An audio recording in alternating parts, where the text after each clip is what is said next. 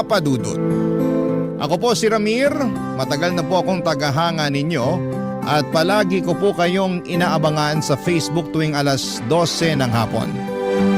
Lagi rin po akong nakangiti habang nakikinig sa mga kwento sa Barangay LS.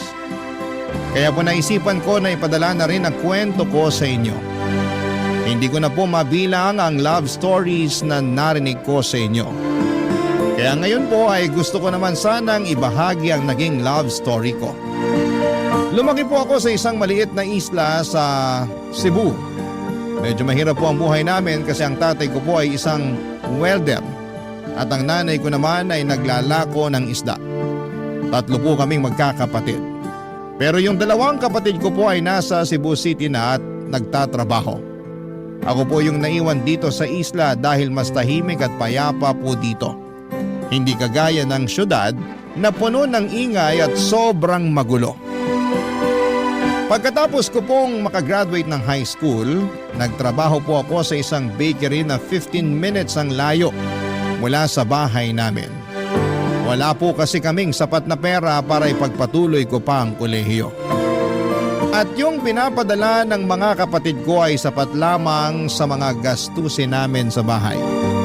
Kaya naman po kinailangan kong magsikap at maghanap ng paraan para makapag-survive at makapag-ipon ako. Isa po akong baker, Papa Dudut. Tuwing madaling araw, pumupunta na po ako sa bakery para magtrabaho. Dito ko po nakilala si Ellie, yung katrabaho ko sa bakery. Ako po yung baker. Siya naman po yung nagbabantay ng mga paninda. Kadalasan kaming dalawa lamang po ni Ellie ang naiiwan kasi hindi naman kalakihan ng bakery na pinagtatrabahuhan namin ang panahon na yon. Si Ellie po ay nakapagtapos ng kolehiyo sa isang maliit na college dito sa isla namin. Pero kahit nakapagtapos na siya ay napilitan pa rin siyang magtrabaho sa bakery dahil wala naman talagang ibang magandang opportunity dito sa isla. Kahit na hindi ito ang pangarap niyang trabaho ay hindi siya nagreklamo at patuloy na nagsikap para sa pamilya at sa sarili niya. Tuwing nakakausap ko po si Ellie, parang nawawala lahat ng pagod at problema ko. Hindi ko po nararamdaman ang hirap ng buhay kapag nandyan siya. Parang may magic po siya na nagpapagaan sa lahat ng bagay. Mas lalo po akong naging porsigido at mas ginanahang magtrabaho dahil po sa kanya. Kung ano-ano lang po ang mga pinag-uusapan namin ni Ellie. Minsan ay mga simpleng bagay lamang tulad ng mga nangyayari sa araw-araw sa bakery o kaya naman ay tungkol sa buhay sa isla. Pero hindi ko po akalain na unti-unti na palang lumalalim ang usapan namin, Papa Dudut.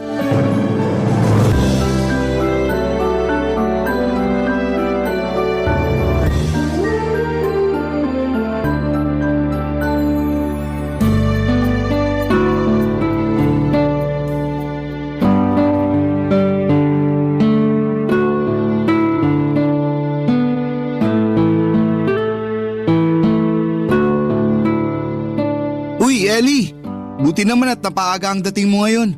Kanina pa kasi ako nababagot dito eh. Wala man lang akong makausap. Paano ba naman hindi mapapaagang dating ko dito? Rinding-rindi na ako sa boses ni na Mama at Papa. Ha? Bakit? Ano nangyari? Ito kasi sina Mama at Papa Nagre-reklamo sila kasi hindi raw sapat yung perang iniaabot ko sa kanila. Yang Mama at Papa mo talaga? Kung alam lang sana nila ang hirap na dinadanas mo para lang makapag-abot ka ng pera sa kanila. Hindi kaya madali yung halos ilang oras ka nagbabantay dito sa bakery? Wala akong magagawa Sila rin naman ang dahilan kung bakit ako nakapagtapos ng kolehiyo. Siguro, mag-overtime na lang ako para mas malaking maiabot ko na pera sa kanila. Pero wag na wag mong kalimutan ang sarili mo ha. Hindi masama kung sarili mo naman ang isipin mo paminsan-minsan. Thank you sa concern ha. Mabuti na lang talaga't nandito ka. Kasi kung wala ka, siguro patagal na ako nasiraan ng bait Feeling ko kahit mabaliw ka pa maganda ka pa rin. Loko-loko ka talaga. Nga pala Ellie, may gusto sana akong sabihin sa'yo. Bakit? Ano yun? Alam mo naman siguro na mag-iisang taon na simula nung magtrabaho tayo dito sa bakery, di ba? Ha? Oo. Tungkol saan ba to ha? Tapos tuwing may problema ka, palagi naman ako nakikinig. Palagi naman ako nandito para sa'yo, di ba? Alam mo, naguguluhan na ako sa'yo. Kailangan mo na yata magpahingi. Pagod lang yan, Ramir. Paano ba naman kasi halos 4 hours ka lang yata natutulog sa isang araw kasi daig mo pa yung kalabaw sa sipag mo magtrabaho. Siguro kulang nga ako sa tulog, pero nasa tamang wisyo pa rin naman ako, no? Alam mo, humahaba lang ang usapan na to eh. Magsalita ka na kasi. Ano ba yun, ha? Eto na, maglalakas loob na ako na sabihin sa'yo to. Diretsuhin mo na kasi ako. Gusto sana kitang ligawan. Ano? Alam mo, sa totoo lang, nanginginayang ako sa bawat araw na lumilipas na hindi ko nasasabi sa'yo ang tunay kong nararamdaman. Kaya ako naglalakas loob na sabihin sa'yo to kasi ayoko nang mag-aksaya ng panahon. Ramir, ganun din naman ang nararamdaman ko para sa'yo eh. Seryoso ka? Oo, hindi ka naman kasi mahirap mahalin. Mabait ka at marunong ka makinig. Pero kasi, Kasi ano? alam mo naman na umaasa ang mga magulang ko sa akin, 'di ba? Hindi na nga ako maganda ugaga sa pagtatrabaho para lang makapag-abot ako ng pera sa kanila. Hindi naman sa nagrereklamo ko pero kasi malaki ang utang na loob ko sa mga magulang ko at gusto kong ituon ang lahat ng atensyon ko sa kanila. Gaya nga ng sinabi ko sa'yo kanina, hindi rin naman masama kung iisipin mo ang sarili mo paminsan-minsan. At isa pa, pwede ka pa rin naman tumulong sa kanila kahit tayo na. Anong tayo? Hindi ka pa nga nanliligaw eh. Hindi pa, kasi hindi ka pa naman pumapayag eh. Ay naku, ang kulit mo. Sige na nga. Ha? Oo na nga. Pumapayag na ako na ligawan mo ko. Sa wakas! Thank you, Ellie! Hindi mo pagsisisihan to. May magagawa pa ba ako? Iisa lang naman tayo ng pinagtatrabahuhan eh. Sigurado ako na araw-araw mo rin naman akong kukulitin. Kaya ayan na, pumapayag na ako. Okay ka na? Masaya ka na? Sobra! Hindi mo alam kung gaano ako kasaya ngayon. Nga pala, sasamahan na kita mag-overtime mamaya. Ha? Bakit naman? Masama ba na gusto kitang samahan? Ay nako, mapapagod ka lang. Tingnan mo nga yung eye bags mo, ang lalim-lalim na. Ano ka ba? Huwag mo na akong isipin. Huwag kang mag-alala kasi ibibigay ko sa iyo ang perang kikitain ko sa pag-overtime. Nang sa ganun, mas malaki ang maibigay mo sa mga magulang mo. Sobrang saya ko po noong araw na yon nang pinayagan ako ni Ellie na ligawan siya. Ilang buwan lang ang lumipas at sinagot na rin niya ako sa wakas, Papa Dudut. Sobra-sobra ang pagmamahal ko kay Ellie noon. Kasi tuwing day off ko, imbes na matulog ay pinapasyal ko pa siya sa buong isla para mapasaya siya. Ang saya-saya ko talaga noon at sigurado naman akong ganon din siya sa akin. Pero nagkaroon po ng problema sa relasyon namin nang ipinakilala na ako ni Ellie sa pamilya niya. Malaki ang pamilya ni Ellie, nandyan ang nanay, tatay, 3 kapatid niya, mga anak ng mga kapatid niya.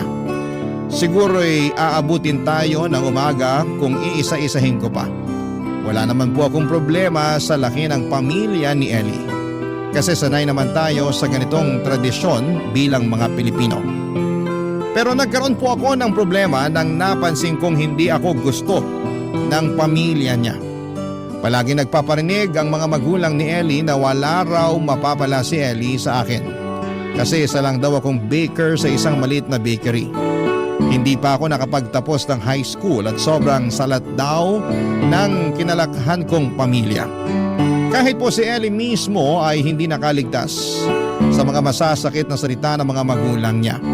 Na-witness ko po mismo kung paano siya pagsalitaan ng mga ito. Sinabihan siya ng sarili niyang pamilya na boba raw siya.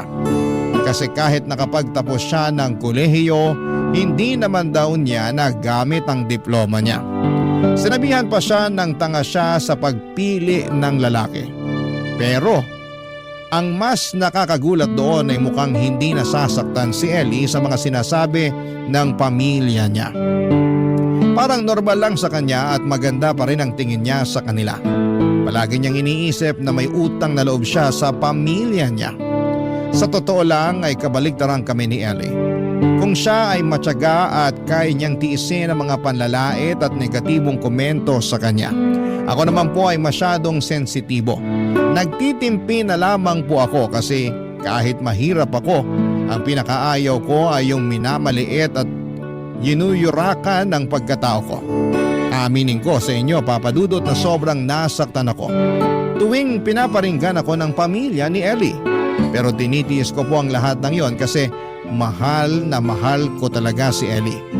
At gusto kong magtagal ang relasyon namin at siyang magiging katuwang ko hanggang sa pagtanda. Pero alam niyo naman po, tao lamang ako, napupuno at nasasaktan. Ilang buwan ko ring tiniis ang panlalait ng pamilya niya, hindi lang ng mama at papa ni Ellie kundi pati na rin ang mga kapatid niya. Silang lahat po ay ayaw sa akin.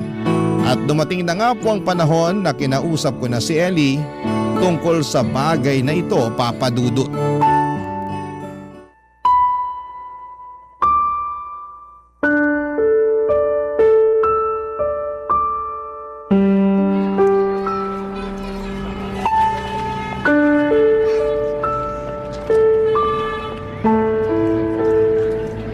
Mahal, ba't nakasimangot ka dyan? Ayusin mo naman mukha mo, mahal. Baka mawalan tayo ng customer dito sa bakery. Sige ka. Sorry talaga, mahal. Hanggang ngayon, hindi pa rin kasi nawawala sa isip ko yung sinabi ng mga magulang mo eh. Ramir, mahal, pagpasensyahan mo na lang sila mama at papa. Sigurado naman ako na hindi nila sinasadya yun eh. Anong hindi sinasadya? Paulit-ulit na nga nila akong pinaparinggan na wala raw ako naabot sa buhay at hindi raw tayo bagay sa isa't isa. Kasi hindi ako nakapagtapos ng pag-aaral habang ikaw college graduate. Sobra ako nanliliit sa sarili ko tuwing naririnig ko yung mga pinagsasasabi nila tungkol sa akin. Ikaw talaga, palampasin mo na lang. Alam mo naman ng mga matatanda, 'di ba? Paminsan-minsan walang filter yung mga pinagsasasabi nila. Pero sigurado naman ako na matatanggap ka rin nila. Isang malaking suntok sa buwan yan. Ay, nga pala mahal, may gusto sana pala akong sabihin sa'yo. Bakit? Ano yun? Napagtanto ko kasi na siguro mas makakabuti kung sa syudad na tayo magtatrabaho. Ano? Tigil-tigilan mo nga ako, Ramir. Biglaan naman yata yan. Hindi. Pakinggan mo kasi muna ako, mahal. Isipin mo ang tagal na natin nagtatrabaho dito sa bakery. Pero ni minsan hindi nadadagdagan ang sahod natin. Tapos kahit anong kahit natin sa pag-overtime, parang hindi naman tayo maasenso. Ramir, ayokong iwanan ng pamilya ko. Kung gusto mo pumunta sa syudad, gawin mo mag-isa mo. Ellie naman, hindi ka na menor de edad. Pwede ka pa rin naman tumulong sa pamilya mo kahit nasa syudad tayo Pero iba pa rin yung nakikita ko sila araw-araw. Sandali nga lang, nagkakaganito ka ba dahil sa mga sinasabi ng mga magulang ko sa'yo? Sobrang sensitive mo naman yata. Magpakalalaki ka nga. Aaminin ko, oo. Nasasaktan ako tuwing naririnig ko yung mga pinagsasasabi ng mga magulang mo tungkol sa akin. Pero Ellie, hindi kasi ganun yun eh. Hindi na tayo bumabata. At gusto ko na rin makapag-ipon ng maayos at bumuo ng sarili nating pamilya. Naiintindihan mo naman kung saan ako nanggagaling, di ba? Pero Ramir, kailangan ko pang bumawi sa mga magulang ko. Hindi ko pa sila nasusuklian sa lahat ng ginawa nila para sa akin eh. Hindi ko nga alam kung bakit nanghihingi pa ng pera yung mga magulang mo. Sapat naman na yung natatanggap nila na ayuda buwan-buwan. Pero kung ang pagtulong sa kanila ang magpapasaya sa'yo, hindi na kita pipigilan. Pwede mo naman silang tulungan habang nagtatrabaho tayo sa syudad, di ba? Sige na nga, pag-iisipan ko. Pero saan naman tayo maghahanap ng mauupahan? May pera ba tayo? Saan tayo magtatrabaho? Sobrang hassle, Ramir. Ang dami-dami na naman kailangang ayusin. Napag-isipan ko na yan, mahal. Nasa syudad yung dalawa kong kapatid. Yung isa nagtatrabaho bilang staff sa isang hotel. Tapos yung isa naman nagtatrabaho sa convenience store. Sigurado ako matutulungan nila tayo. Pwedeng-pwede ko silang tawagan anytime. Ramir naman eh. Oh, ako na nga ang bahala, di ba? Ano pa ba ang pinoproblema mo, mahal? Hindi ko alam kung paano to ipapaliwanag sa mga magulang ko. Sigurado kong mabibigla yung mga yun. Kung wala kang lakas ng loob para sabihin sa mga magulang mo yung plano nating magtrabaho sa syudad, gusto mo ba na ako na mismo ang kumausap sa kanila? Ay naku, wag na. Ayoko na ng gulo. Baka may masabi na naman sila tungkol sa'yo. Mahal, makinig ka sa akin. Alam kong mahal na mahal mo ang pamilya mo at sobrang laki ng utang na loob mo sa kanila. Pero mahal, hindi naman kasi pwede na habang buhay ka na lang na nasa poder nila. Huwag kang matakot kasi andito naman ako. Hindi naman kita pababayaan eh. Ay, sige na. Magpapaubaya na ako sa'yo. Bigyan mo na lang ako ng pera pambili ng load para at least matawagan ko man lang ang mga magulang ko kapag lumuwas na tayo papuntang syudad. Oo, magtiwala ka sa akin, mahal. Ako ang bahala sa'yo. Ay nako, kung hindi lang talaga kita mahal, hindi ako papayag sa plano mong to. At kung hindi kita mahal, hindi rin naman kita aalukin na pumunta ng syudad kasama ko, no? Sira. Sige na, pagkatapos ng shift natin, uuwi ako kaagad. Ako na magpapaliwanag kina mama at papa. Uy, wag kang dadaan sa bahay mamaya ah. Baka magalit lang ang mga magulang ko sa balak natin na lumuwas ng syudad. Sige, mahal. Noted yan. Tatawagan ko na rin mga kapatid ko mamaya para matulungan nila tayo sa paghahanap ng trabaho at matitirhan. Pagkatapos ng shift namin sa bakery ay umuwi kaagad si Ellie para kausapin ang mga magulang niya. At ako naman ay tumawag ako sa mga kapatid ko para ipaalam ang plano namin ni Ellie na tumira at magtrabaho sa Cebu City. Suportado nila ako at masaya pa nga sila na makakasama na rin nila ako sa wakas. Matapos kong makausap ang mga kapatid ko ay tumawag si Ellie sa akin. Umiiyak siya. Gaya ng inaasahan ko ay pinagsalitaan siya ng masama ng mga magulang niya. Patuloy siyang ini-encourage ng mga magulang at kapatid niya na hiwalayan na raw ako. Nang marinig ko yun ay agad ako nakipagkita kay Ellie at dinamayan ko siya. Ipinaliwanag ko sa kanya na mahal ko siya at gagawin ko ang lahat para patunayan sa kanya at sa pamilya niya na hindi siya magsisisi sa desisyon niyang sumama sa akin at magtrabaho sa syudad. Nang mga panahong yon, papadudot ay ramdam ko na may alinlangan pa si Ellie. Naintindihan ko naman siya kasi kahit college graduate na siya at nasa tamang edad ay hindi pa rin niya naranasan ang mamuhay ng mag-isa o independent. Siguro nga ay eto na yung tinatawag nilang CPANGS o Separation Anxiety. Pero kahit may alinlangan siya ay pinanindigan ko ang desisyon ko na lumuwas kami ng syudad. Pakiramdam ko kasi kung patuloy kaming maninirahan sa isla ay wala ring mangyayari sa relasyon namin. Maliit lang ang sahod namin, walang magandang opportunity sa isla at araw-araw siyang sinusulsula ng mga magulang niya na hiwalayan na ako. Ewan ko po ba, Papa Dudut? Siguro nga talaga kapag mahirap ka, ganito ang tingin ng mga tao sa'yo. Lagi kang minamaliit. At palagay nila ay hindi ka karespe-respeto. Sigurado naman akong nakita ng mga magulang ni Ellie na mahal ko ang anak nila. At ginugol ko ang lahat ng oras ko para makuha ang loob nila. Pero kahit na anong gawin ko ay hindi nagbago ang tingin nila sa akin dahil salat ako sa buhay. Pagkatapos nga ng 2 linggo ay tuluyan na naming iniwan ni Ellie ang trabaho namin sa bakery. Lumuwas kami papunta ng Cebu City at doon kami tumira sa maliit na kwarto na inuupahan ng mga kapatid ko. Para kaming mga sardinas na nagsisiksikan doon. Pero pinangako ko kay Ellie na gagawin ko ang lahat para sa kanya. Barangay Love Stories. Barangay Love Stories. Nagpapasalamat talaga ako, Papa Dudut, na kahit papaano ay may naipon akong pera mula sa trabaho ko sa bakery.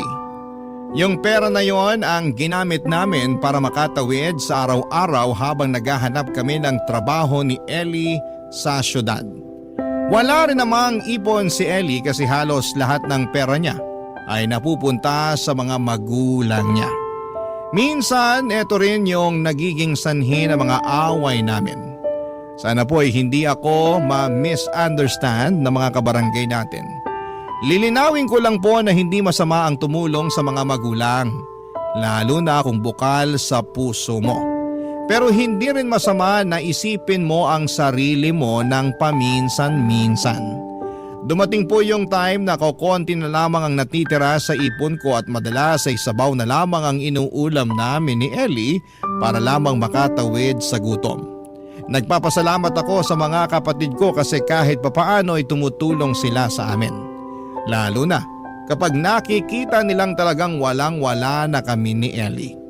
Pero hindi ko rin po kayang umasa lamang sa mga kapatid ko. Kasi hindi naman kalakihan ang kinikita nila sa hotel at convenience store. Sobrang saya ko po na pagkatapos ng ilang linggo, natanggap ako sa hotel kung saan nagtatrabaho ang kapatid ko. Si Ellie naman ay naghahanap ng trabaho sa Facebook at kalaunan natanggap siya bilang teller sa isang pawn shop. Mas malaki po ang kinikita namin sa syudad kumpara sa trabaho namin sa bakery sa isla. Pero ang problema, malaki din ang cost of living dito. Pero kahit papaano, at least sa syudad, may naitatabi akong ipon. Lalo na kung mag-overtime ako. Hindi katulad sa bakery na kahit mag-overtime pa ako ng ilang oras ay hindi sapat yung kinikita ko para makapag-ipon. Kahit na hindi kami buhay mayaman ni Ellie ay naging maayos at tahimik naman ang buhay namin. Si Ellie ay patuloy na nakapagpapadala sa mga magulang niya. At kami ni Ellie ay unti-unti na ring nakakapag-ipon. Akala ko noon, maayos na ang takbo ng buhay namin hanggang sa isang araw ay kinausap ako ni Ellie nung umuwi na siya galing sa shift niya sa pawn shop. At doon niya inilabas lahat ng saloobin niya sa akin, Papa Dudut.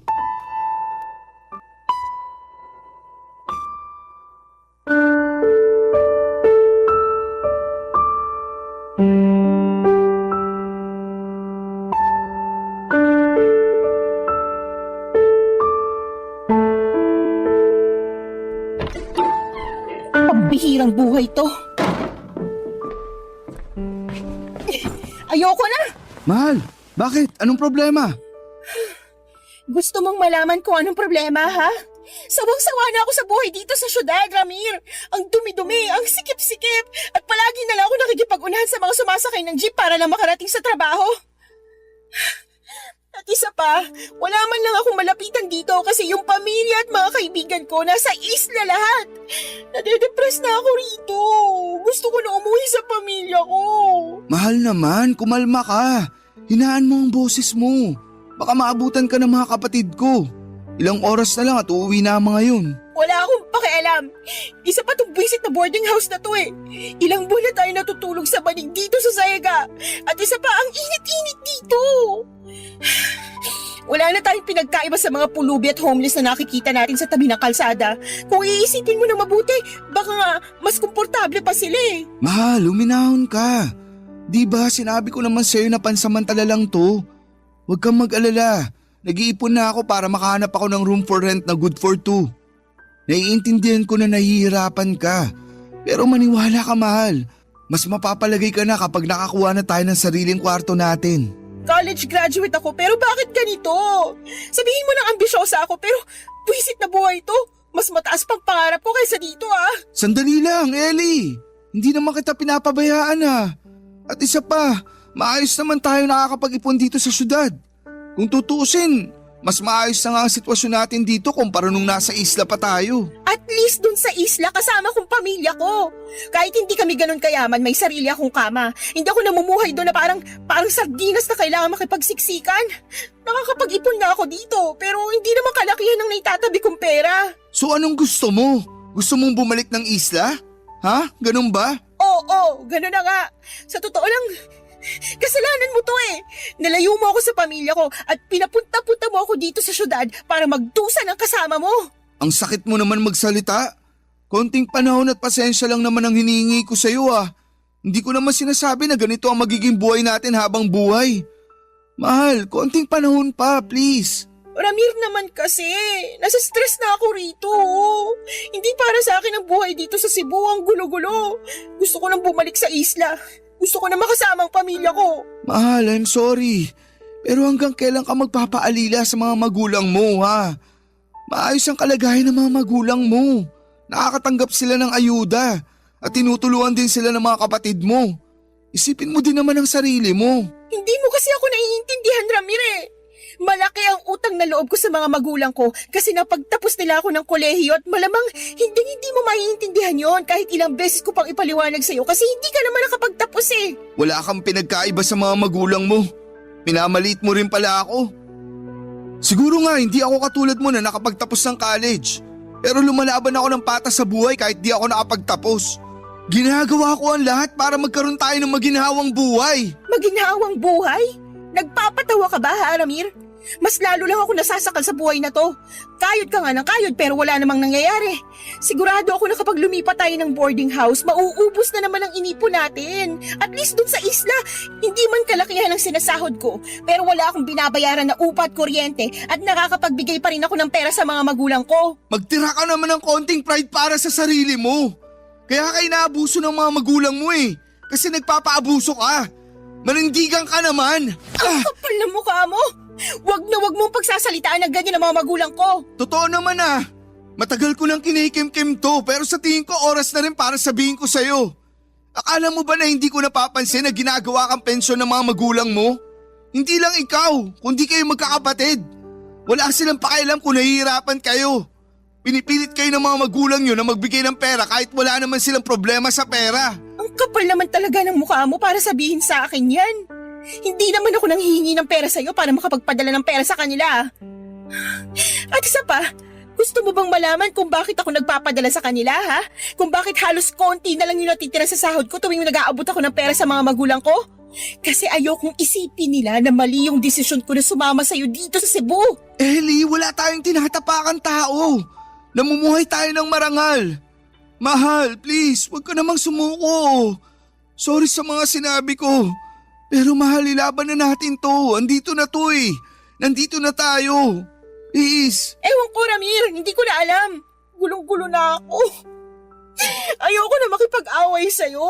Patong-patong ng mga iniisip ko. Konting-konti na lang at mababaliw na ako. Mahal, I'm sorry kung napagtaasan kita ng boses. At sorry rin sa mga nasabi ko. Nadala lang talaga ako ng galit. Alam ko na hindi madali ang sitwasyon natin ngayon.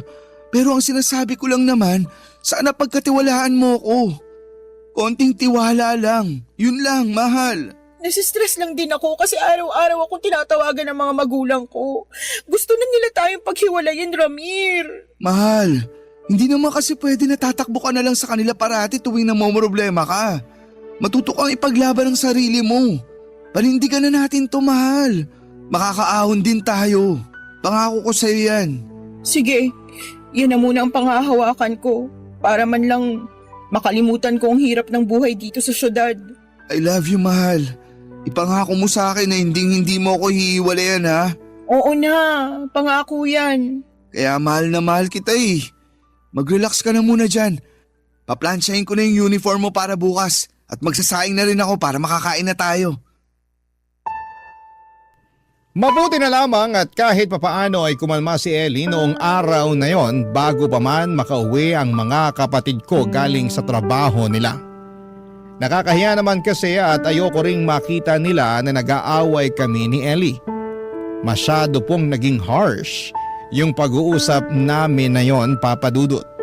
Kahit na hindi ako mayaman at perpektong boyfriend, ginagawa ko naman ang lahat para magkaroon kami ng magandang kinabukasan ni Ellie.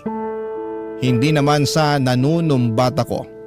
Pero sana lang ay may kaunting appreciation at acknowledgement naman sa mga ginagawa ko araw-araw. Pakiramdam ko kasi ng mga panahong yon. Inis na inis si Ellie sa sitwasyon namin at parang nagpatong-patong na kasi ang mga problema niya. Yung panunulsol ng mga magulang niya na hiwalayan ako at yung hirap ng buhay sa syudad. Kaya lagi kong pinapaalala kay Ellie na may na-achieve naman kami kahit papaano. Yung perang na itatabi namin sa pag-overtime ay malaking bagay na yon. Pinapaalala ko yon sa kanya para at least maalala niya na balang araw ay magbubunga din ang lahat ng paghihirap at pagsusumikap namin sa syudad. May isa pa po akong aaminin, Papa Dudut. Nalulungkot po ako tuwing naririnig ko si Ellie na kausap ang mga magulang niya sa cellphone. Kasi ni minsan ay hindi ko siya narinig na ipinagtanggol niya ako sa kanila. Hindi ko man naririnig yung mga sinasabi ng mga magulang niya pero sa reaksyon ni Ellie, alam ko na patuloy pa rin akong pinagsasalitaan ng masama ng mga ito. Araw-araw kong ipinagdarasal sa Diyos na sana balang araw ay marinig ko si Ellie na pinagtatanggol ako sa mga magulang niya. Pero siguro nga kahit sobrang dependent ka sa mga magulang mo, mahirap ding lumaban. Sinabi ko na po ito kanina at sasabihin ko po ulit. Walang masama sa pagtulong sa mga magulang, lalo na kung bukal ito sa puso mo. Pero iba kasi ang mga magulang ni Ellie. Palagi nilang tinatanong kung kailan siya sasahod. Tapos humihingi sila ng specific amount na pag-alaman ko rin mismo kay Ellie na ganito rin ang ginagawa ng mga magulang niya sa mga kapatid niya. Kung tutuusin nga, mas salat pa kami sa buhay kumpara sa pamilya ni Ellie. Pero kahit kailan ay hindi kinikwenta ng mga magulang ko kung magkano ang ibibigay ko sa kanila o kung kailan. Iba rin talagang nagagawa ng pagmamahal kasi minsan nagiging tanga ka na lamang. Paulit-ulit kang tinatapakan at yinuyurakan pero dahil sa pagmamahal, iniintindi mo pa rin. Pero hindi ko po alam, Papa Dudut, na masusubok pa pala ang tapang at pasensya ko. Isang araw ay narinig ko si Ellie na kausap ang mga magulang niya habang nagluluto ako. Base sa pag-uusap nila, may kilala daw na foreigner yung mga magulang at kapatid ni Ellie. At gusto nila itong ipakasal kay Ellie. Sobra akong nabigla at nanlumo sa mga narinig kong usapan na yon. Kaya naman minabuti kong kausapin si Ellie pagkatapos niyang makipag-usap sa mga magulang niya, Papa Dudut.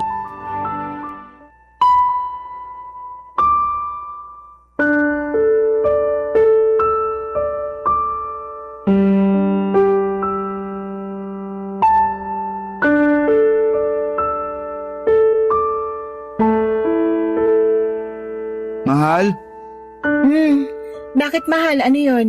kumain ka na mahal. Nagluto nga pala ako ng tinola para sa'yo. Thank you, mahal. Oh, mahal. Ba't ganyan ka makatitig sa akin? Mukhang malalim yung iniisip mo ah. Ha? Wala to mahal. Okay lang ako. Kumain ka lang dyan. Hindi ka okay eh. Tignan mo nga yung mukha mo sa salamin. Mukha kang nakakita ng multo. Sige na, sabihin mo na sa akin. I'm sorry mahal. Narinig ko kasi yung pag-uusap niyo ng mama mo. Ano ba yan, Ramir? Wala na ba talaga akong privacy sa bahay na to? Mahal, sorry na. Hindi ko naman sinasadya eh. Paano ba naman kasi? Ang liit-liit at ang sikip-sikip din naman kasi ng bahay na to. Sobrang nipis pa ng mga pader, nakakainis. Huwag ka na magalit, mahal. Mahal, tatapatin na kita ha. Totoo ba yung narinig ko kanina? Na gusto kang ipakasal ng mga magulang mo sa isang foreigner? Dapat hindi mo na narinig yun eh. Pero wala na akong magagawa, narinig mo na eh. Natatandaan mo ba yung bar sa isla na pinagtatrabahuhan ng ate ko? Oo, bakit? May nakilala kasing foreigner yung ate ko doon mismo sa bar na pinagtatrabahuhan niya. Pinakita ni ate yung mga pictures ko sa Facebook. Gusto raw makipagkita ng foreigner sa akin. So ano? Babalik ka ng isla at makikipagkita ka talaga sa foreigner na yon? Ramir, kasi Bakit hindi ka makasagot? Pinag-iisipan mo pa talaga ang inaalok sa'yo ng mga magulang mo, ha? gusto ko na kasing makasama ang pamilya ko, Ramir. Miss na miss ko na sila at sobrang nababurnout na ako dito. Hirap na ako dito, Ramir eh. Hindi ito ang klaseng buhay na gusto ko para sa sarili ko. E di mag-file ka ng leave. O di kaya bumisita ka sa isla kapag day off mo. Hindi naman kita pinipigilan Pero hindi sapat yun, Ramir. Ganun pa rin naman yun eh. Bibisita ako sa kanila ng panandalian tapos pagbalik ko dito, makakaramdam na naman ako ng sobrang lungkot at separation anxiety. Anong gusto mong sabihin, ha? Diretsuhin mo na ako. Pinag-iisipan ko na ng mabuti yung pinag-usapan namin ni Mama. Yung alin? Yung makikipagkita? Makikipagmabutihan at kinalaunan magpapakasal ka sa foreigner na yon? Pambihirang buhay to. Minsan hindi mo nga ako naisipang pakasalan. Tapos ngayon malalaman ko na willing ka magpakasal sa banyagang hindi mo pa nga nakikita o nakikilala? Ramir, aminin na kasi natin. Mas lalo lang tayong mababaon sa hirap kung magpapakasal pa tayo. Kaya mo pinag-iisipan na magpakasal sa foreigner na yun? Ibang klase ka rin naman. Hindi pa nga kayo nagkikita ng foreigner na yun pero planado nyo na lahat ang gagawin nyo. Ayoko na makipag-away. Alam ng mga magulang ko kung anong mas makakabuti para sa akin. Hindi ka na bata, Ellie. Alam mo kung ano ang tama sa mali. Manindigan ka naman. Ano? Pag sinabi sa'yo ng mga magulang mo na tumalong ka sa tulay, tatalong ka rin ba? Ramir, di ba pumunta tayo ng syudad para mas magkaroon tayo ng maginhawang buhay? Pero bakit ganun? Bakit parang wala namang nangyayari sa atin? Ellie, hindi tayo nag-iisa. Maraming tao dyan ang patuloy na nakikipagsapalaran dito. Pero hindi ibig sabihin nun na wala tayong mararating sa buhay. Ilang beses mo nang sinabi sa akin yan. Puro ka pangako, wala namang nangyayari. Ellie, mahal. Huwag mo akong iwan, please. Kung yung perang pinapadala mo sa mga magulang mo yung inaalala mo, pinapangako ko sa'yo na hindi na ako kukontra. Wala ka nang maririnig sa akin na kahit anong masama tungkol sa mga magulang mo. At magdodoble kahit na rin ako para may pandagdag ka sa ibibigay mong pera sa kanila. Kaya kong gawin ang lahat ng yon. Basta wag mo lang akong iwanan. Parang awa mo na. Luluhod ako sa harapan mo kung kinakailangan. Please, Ellie. Maawa ka naman sa akin. Hindi mo kailangan gawin yan, ano ba? Oo, alam ko na hindi ko kayang tapatan yung pera at luho na kayang ibigay ng foreigner na yon. Pero isa lang ang mapapangako ko sa iyo. Kayang-kaya kitang mahalin at paalagaan hanggang sa huling hininga ko. At hindi ko pa rin nakakalimutan ang pangako ko sa iyo na giginawa rin ang buhay natin balang araw. Konting panahon at pasensya pa, please. Darating din ang araw na mabibigay ko rin sa iyo ang buhay na kayang ibigay ng foreigner na yon. Ramir, wag mo na akong pahirapan, please. Hirap na ako sa buhay natin dito. Ayoko na. Miss ko ng pamilya ko at sawang-sawa na ako sa buhay na isang kahig isang tuka. Ellie, gagawin ko ang lahat para sa iyo. Kung gusto mong huminto sa pagtatrabaho, papahig na ako. Ako na mismo ang bubuhay sa iyo. Basta wag ka lang sumama sa foreigner na yon. Maawa ka naman sa akin. Kung kinakailangan kong pagurin ang katawan ko sa kakatrabaho para lang mabuhay kita, gagawin ko. Hindi mo na kailangan gawin yan, Ramir. Pinapalaya na kita. Ang bigat po ng pakiramdam ko ng araw na yon, Papa Dudut. Si Ellie ang dahilan kung bakit ako lumuwas ng syudad. Si Ellie ang dahilan kung bakit parati akong nagsusumikap sa trabaho. Pero hindi ko akalain na siya rin pala ang magiging dahilan ng matinding depresyon na nararamdaman ko. Harap-harapan at walang pagdadalawang isip ay sinabi sa akin ni Ellie na babalik na siya ng isla 1 linggo pagkatapos niyang sabihin na pinapalaya na niya ako. Gustong gusto kong magwala ng mga panahong yon. Gustong gusto kong sumigaw pero pinigilan ko na lamang kasi ayokong matakot siya sa akin. Siguro ay may mga pagkakataong napagtataasan ko siya ng boses. Lalo na kung may pinag-aawayan kami. Pero hindi ako sumisigaw o naninira ng gamit. Unti-unti ay nag-iba ang buhay ko, palagi na akong umiiyak ng patago. Nawawala ng ganang kumain. Natutulog buong araw tuwing day off kahit walang laman ng sikmura ko. At tuwing weekdays naman ay nagpapakapagod ako sa trabaho. Nag-overtime para makalimutan ang sakit na nararamdaman ko. Nang mga panahong yon, Papa Dudut, ay magkasama kami ni Ellie sa kwarto pero hindi kami nag-uusap. Kahit na hindi ko siya kinakausap, yung mga alaala namin na magkasama at nagmamahalan ay patuloy na tumatakbo sa utak ko. Napansin din ng mga kapatid ko yung ilangan namin ni Ellie. Kaya tinangka nilang kausapin at damayan ako. Pero wala akong sinabi sa kanila. Sinolo ko na lamang ang lahat ng mga problema ang kinakaharap ko sa relasyon namin. Nang mga panahong yon, talagang hinahangad ko na sana naging mayaman na lang ako na parang yung foreigner para hindi na ako iiwanan ni Ellie.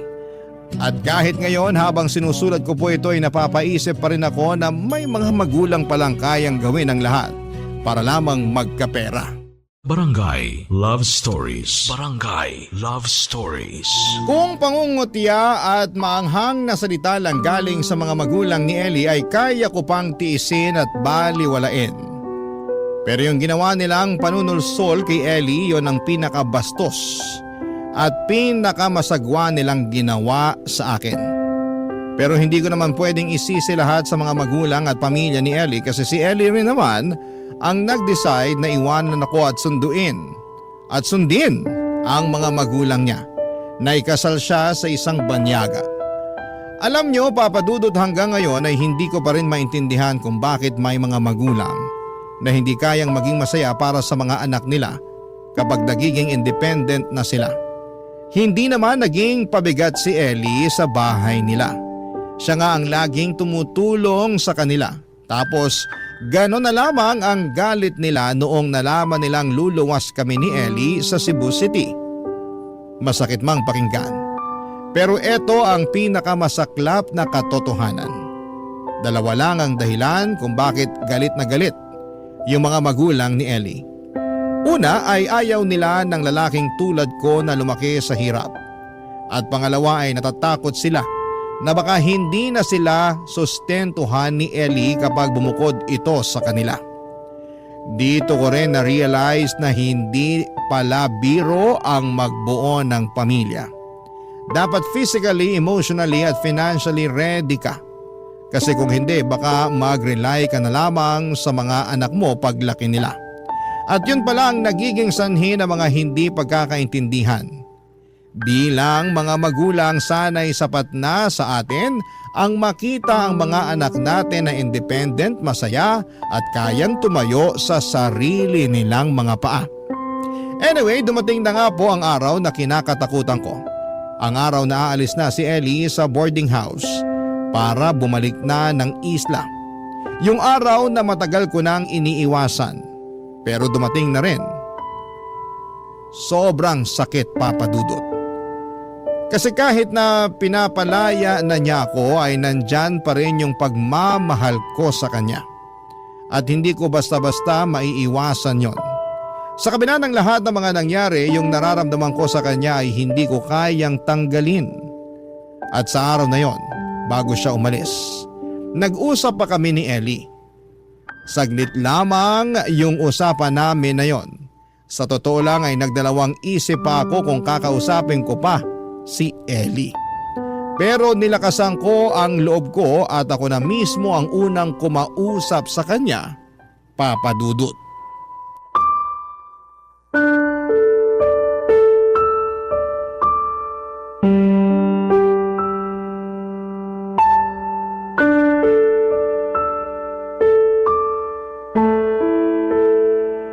Hindi na ba talaga kita mapipigilan sa desisyon mong bumalik ng isla? I'm sorry, Ramir, pero buo na ang desisyon ko. Ellie, tapatin mo nga ako. Minahal mo ba talaga ako? Oo, Ramir. Minahal kita. At mahal pa rin kita. Pero ang hirap lang kasi. San ka nahihirapan? Baka pwede pa natin pag-usapan to. Ellie, alam kong ilang araw na tayong hindi nag-uusap. Pero aaminin ko sa'yo na mahal pa rin kita. At ang dahilan kung bakit hindi ako umiimik nitong mga nakaraang araw, dahil sobra ako nasasaktan sa desisyon mong makipag-iwalay sa akin. Ramir, magkaiba kasi tayo ng priority sa buhay. Nasasakal na ako sa ganitong klaseng buhay. Ellie, may pakiusap sana ako sa'yo. Ano yun? Baka pwede mo munang ipagpaliban yung pag-alis mo. Kahit isang araw lang. Gusto ko lang ng time para magkaroon tayo ng closure. Gusto ko ng konting panahon pa nakasama ka. Para man lang maramdaman ko na totoo ang naging pagmamahalan natin. Ramir, mas lalo lang natin pinapahirapan ng isa't isa sa gusto mong mangyari. Ellie, sige na naman, please. Awang-awa na ako sa sarili ko. Sobrang tuliro ko na nitong mga nakaraang araw. Gulong-gulo na ang isip ko sa nangyayari sa ating dalawa. Hindi ko nga alam kung makaka-move on pa ako. Pagbigyan mo na ako. Parang awa mo na. I'm sorry, Ramir, pero sinabi ko na sa pamilya ko na mamayang gabi na ang dating ko. Naihanda ko na rin lahat ng gamit ko. Sorry talaga pero hindi na kita mapagbibigyan pa. Wala na ba ako pwedeng gawin para baguhin yung isip mo? Buo na ang desisyon ko, Ramir. Kung ganun, may isang hiling na lang ako. Ano? Sana alagaan mo ang sarili mo. Ramir. I'm sorry kung hindi ko kaagad natupad yung pinapangako ko sa'yo. I'm sorry kung hindi kita nabigyan ng maginhawang buhay. And I'm sorry kung hindi mo sa akin naramdaman ang pagmamahal na matagal mo nang hinahanap. Ramir, tama na yan. Masipag ka at maunawain. Sigurado kung makakahanap ka rin ng babaeng para sa'yo. Deserve mo ng taong mamahalin ka ng buong buo. Bakit? Hindi mo ba ako minahal ng buo? Hindi sa ganon, Ramir. Ang hirap lang kasi tanggapin na kahit anong sakripisyo ko, hindi kita kayang mapasaya. Gustong gusto kitang ipaglaban, Ellie. Maniwala ka. Pero kahit anong pilit ko, mukhang buo na nga ang desisyon mo. Wala na ba talaga tayong pag-asa? Hindi na ba tayo pwedeng magsimula ulit? Ramir, tatapatin na kita. May ibang lalaki nang naghihintay sa akin at hinahanda ko na rin ang sarili ko para makilala ko siya. Hindi ko na kaya magpanggap na okay lang ako sa relasyon natin because I want more. I want to be more. At alam ko na, ito rin na magpapasaya sa pamilya ko. Mahal kita, Ramir, pero mas mahal kong pamilya ko eh. I'm sorry, Ellie. Pero nasasaktan pa rin ako. Ang sakit-sakit lang kasi. Sa pagbibigay na lang ba talaga ng pera na ipapakita ang sakripisyo ngayon? Mali itong ginagawa ng pamilya mo sa'yo eh. Bakit ba kasi hindi mo ako magawang ipaglaban?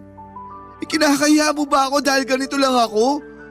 Mali itong gagawin mo eh. Maling-mali. Nagbabalak ka magpakasal sa isang foreigner nang dahil lang sa pera niya. So anong tamang desisyon, ha? Yung manatili ako sa piling mo hanggang sa manginig ang mga katawan natin dahil sa gutom? May mga bagay na hindi kayang tumbasan ng pera. Ayan! Yan mismong dahilan kung bakit gustong-gusto ko nang tapusin ang relasyon na to. Buong buhay mo, Ramir, lumaki at sanay ka sa hirap. Kung gusto mo magtampisaw sa putek, bahala ka! Hindi kita pipigilan. Pero wag na wag mo kung hilahin pababa kasama mo. Sobra ka naman magsalita. Nakakasakit ka na. Eh bakit? Hindi ba totoo naman? Oo, lumaki ako sa hirap pero ni minsan hindi ako nag-enjoy sa ganong klaseng buhay. Lumaki ako may ambisyon at pangarap sa buhay, Ramir. Hindi tulad mo na wala nang ginawa kundi ang yakapin ang buhay na punong-puno ng pagtitiis, paghihirap at pagdudusa. Ayoko na. Ha? Anong ayaw mo na? Ano ibig mo sabihin, ha? Ayoko nang ipagpilitan pa ang sarili ko sa taong hindi naman ako pinapahalagahan. At least pagkatapos ng araw na to, masasabi ko sa sarili ko na ginawa ko ang lahat para ipaglabang ka at may salba ko ang relasyon na to. Tapos na tayo, Ellie. Umalis ka na kung gusto mo. Ayoko na makipagdiskusyon pa sa'yo. Walang iya ka! Talagang aalis na ako! Hindi ko makapaniwala na pinagtiisan at sinayang kong panahon at oras ko sa lalaking hindi man na nakagraduate ng college. Hinding-hindi na ako papayag na hilahin mo pa ako pababa na kasama mo. Kung gusto mong mabulok sa dugyot na boarding house na to, bahala ka sa buhay mo. Nasagad po ang pasensya ko noong araw na yon, Papa Dudut. Hindi ko akalain na maririnig ko ang mga salitang yon galing sa isang babae na minahal ko ng buong buhay ko.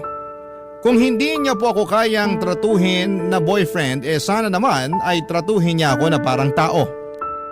Sobra po akong nagulat, nalungkot at nanghinayang kasi pakiramdam ko talaga ay nadala na si Ellie sa mga sulsol na mga magulang niya. Kaya ganon na lamang kung bastusin niya ako. Naawa sa akin ang mga kapatid ko noong sinabi ko sa kanila ang lahat-lahat ng pinagdaanan namin ni Ellie. Fast forward at nagtuloy-tuloy na po ako sa buhay ko. Marami pa rin akong hinarap na pagsubok kahit na wala na si Ellie sa buhay ko. Ang pinakamalaking pagsubok na hinarap ko ay noong nag-cost cutting ang hotel na pinapasukan ko at isa po ako sa mga tinanggal sa trabaho. At kagaya po ng dati, tinulungan ako ng mga kapatid ko sa pang-araw-araw habang wala akong trabaho. Ang bala ko po sana noong time na yon ay mag-apply sa ibang hotel.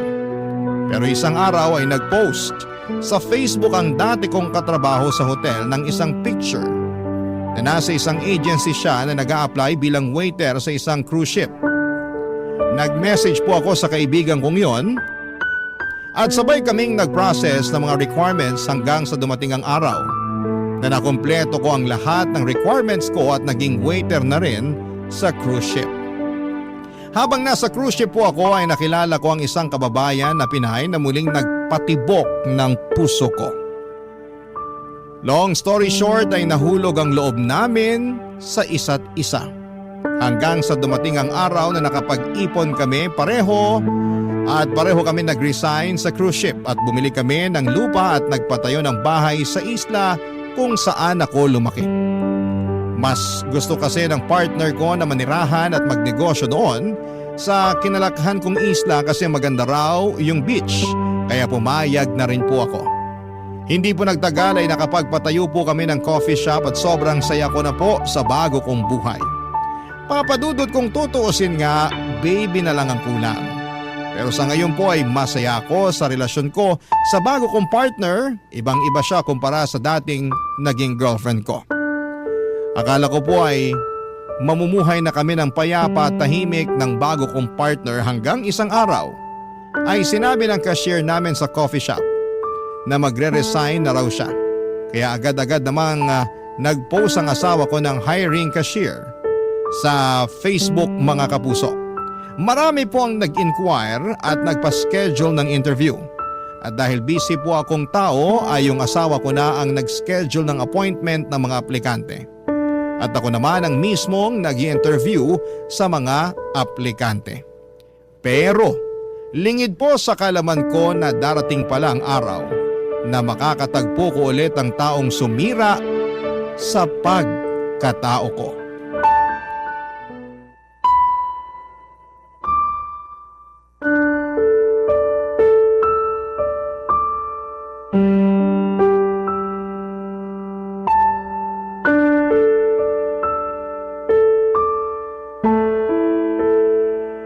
Ano ba naman tong aplikante na to? 30 minutes nang late ah. Salamat, nakarating na rin. Pasok! Bukas yan! Hello po, good morning. Ellie? Opo sir, ako nga po. Sandali lang po.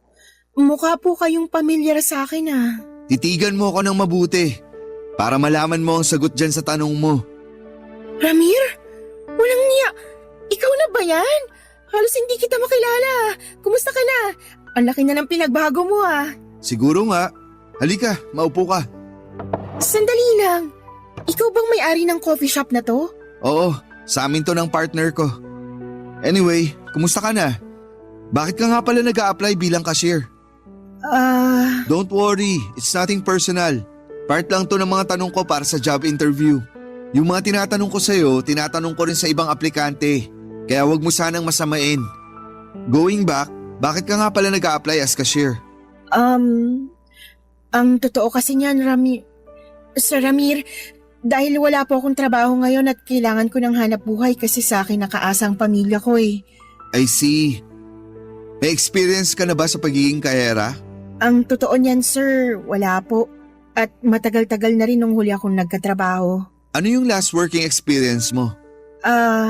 Teller po sa isang pawn shop, sir. Anong year yon? Seryoso? Nagbibiro ka ba? Hindi mo talaga naaalala? Mukha ba ako nagbibiro? 7 years ago po. 7 years since your last job. Matagal-tagal na rin. Paano mo ipapaliwanag yung gap na yon? Anong ginawa mo sa 7 years na wala kang trabaho? Utang na loob, Ramir! Job interview pa ba to?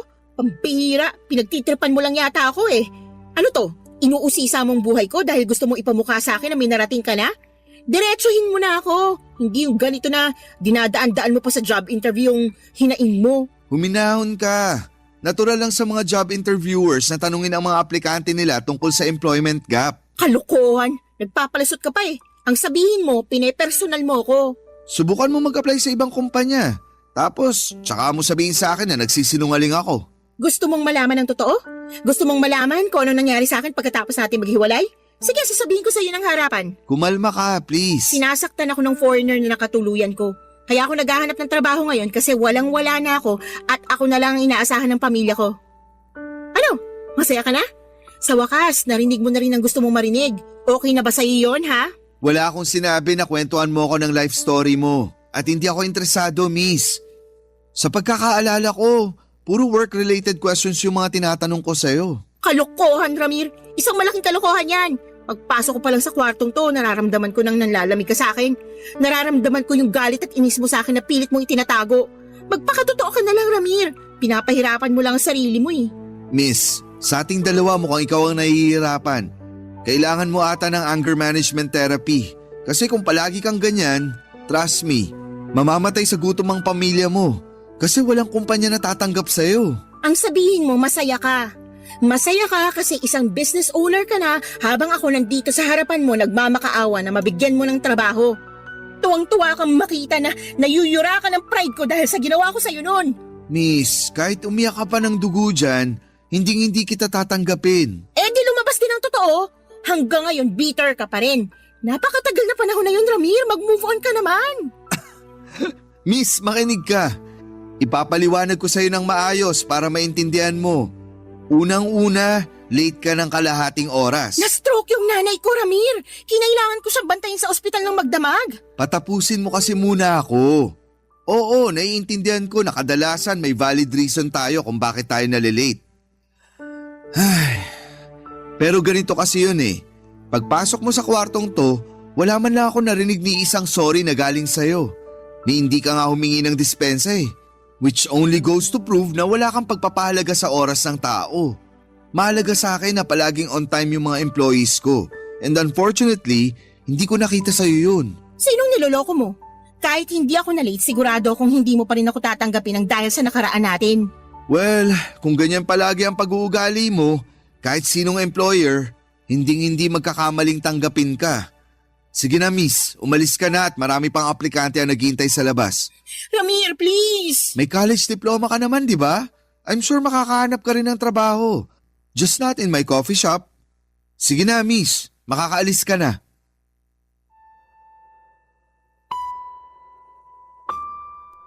Papadudot pakaramdam ko po ay tumaas ang alta presyon ko ng araw na yon. Sa totoo lang ay talagang nanumbalik lahat ng sakit na dulot sa akin ni Ellie noon. Mga alaala na mga pagsubok at pasakit na iniwasan ko na. Pero kahit na ganoon ay sinubukan ko pa ring magpaka-professional at magpigil subalit hindi pa rin nawala yung tensyon at minasama ni Ellie ang mga sinabi ko sa kanya. Hanggang dumating kami sa punto na nagkainitan na kami. Nang gabing yun ay kinausap ko ang partner ko at ikinuwento ang lahat ng nangyari sa amin ni Ellie. Hindi po siya nagselos. Hindi siya nagalit at sa halip ay natawa pa siya. Natawa siya dahil hindi na niya namalayan na yung aplikante na binook niya para sa job interview sa coffee shop namin ay ang ex ko pala. Ganyan ang partner ko, palagi niyang pinapagaan ang mga bagay-bagay. At yun ang isa sa mga dahilan kung bakit mas tumatag ang aming relasyon. Lumipas sa mga buwan at unti-unting nakabuo kami ng maganda at masayahing team sa coffee shop namin ng partner ko. Isa sa mga empleyado ko ay kapitbahay pala ni Ellie. Noong nalaman ng empleyado ko na ex ko si Ellie, agad niyang ikinuwento sa akin na pinadeport daw ni Ellie ang kinakasama niyang foreigner kasi matagal na pala siyang sinasaktan at inaabuso nito. Talaga pong nakakalungkot marinig yon, Papa Dudut. Pero ang mas nakakalungkot pa, imbes na mag-alala yung pamilya ni Ellie sa naging kalagayan niya ay mas nanghinayang pa daw sila. Kasi yung foreigner ang nagbibigay ng malaking pera kay Ellie. Nakakalungkot man po ang pinagdaanan ni Ellie, ngunit sa huli ay pinili ko na lamang na burahin siya sa mga alaala ko. Masakit mang pakinggan pero kailangan talaga, Papa Dudut. Kailangan mong bitawan ang mga masayang bagay sa buhay mo upang magkaroon ng espasyo para sa mas magagandang bagay. Ngayon po ay mas magaan na ang buhay ko, kasama ko ang partner ko at magpapakasal na kami next year. Isa pa ay may plano kaming magbukas ng mas maraming branches ng coffee shop namin dito sa isla.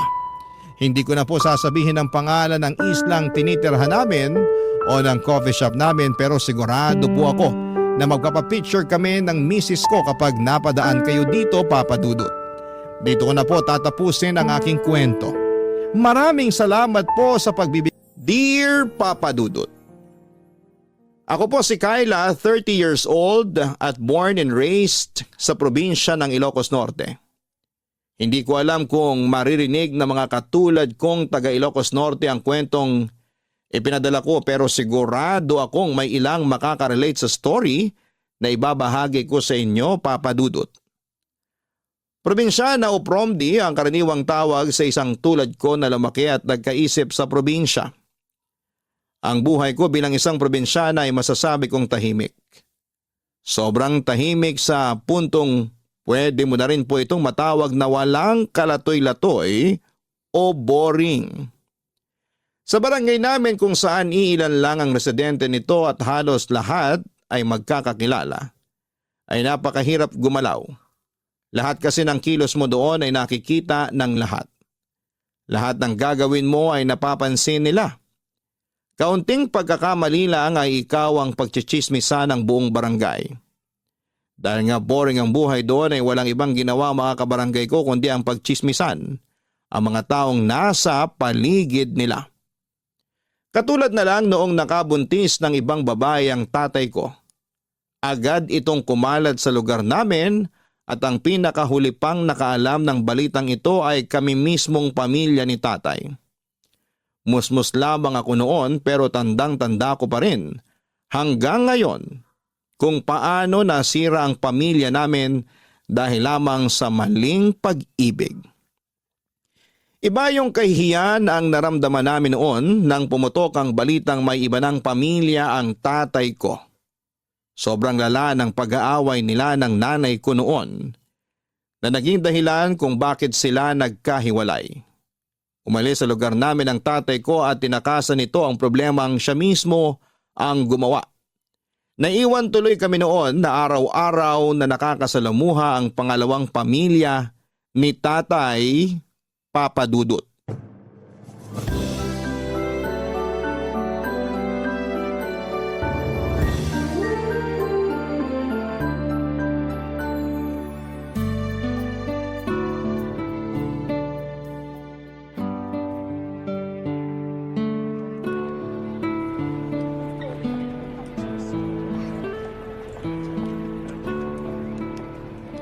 Ineng!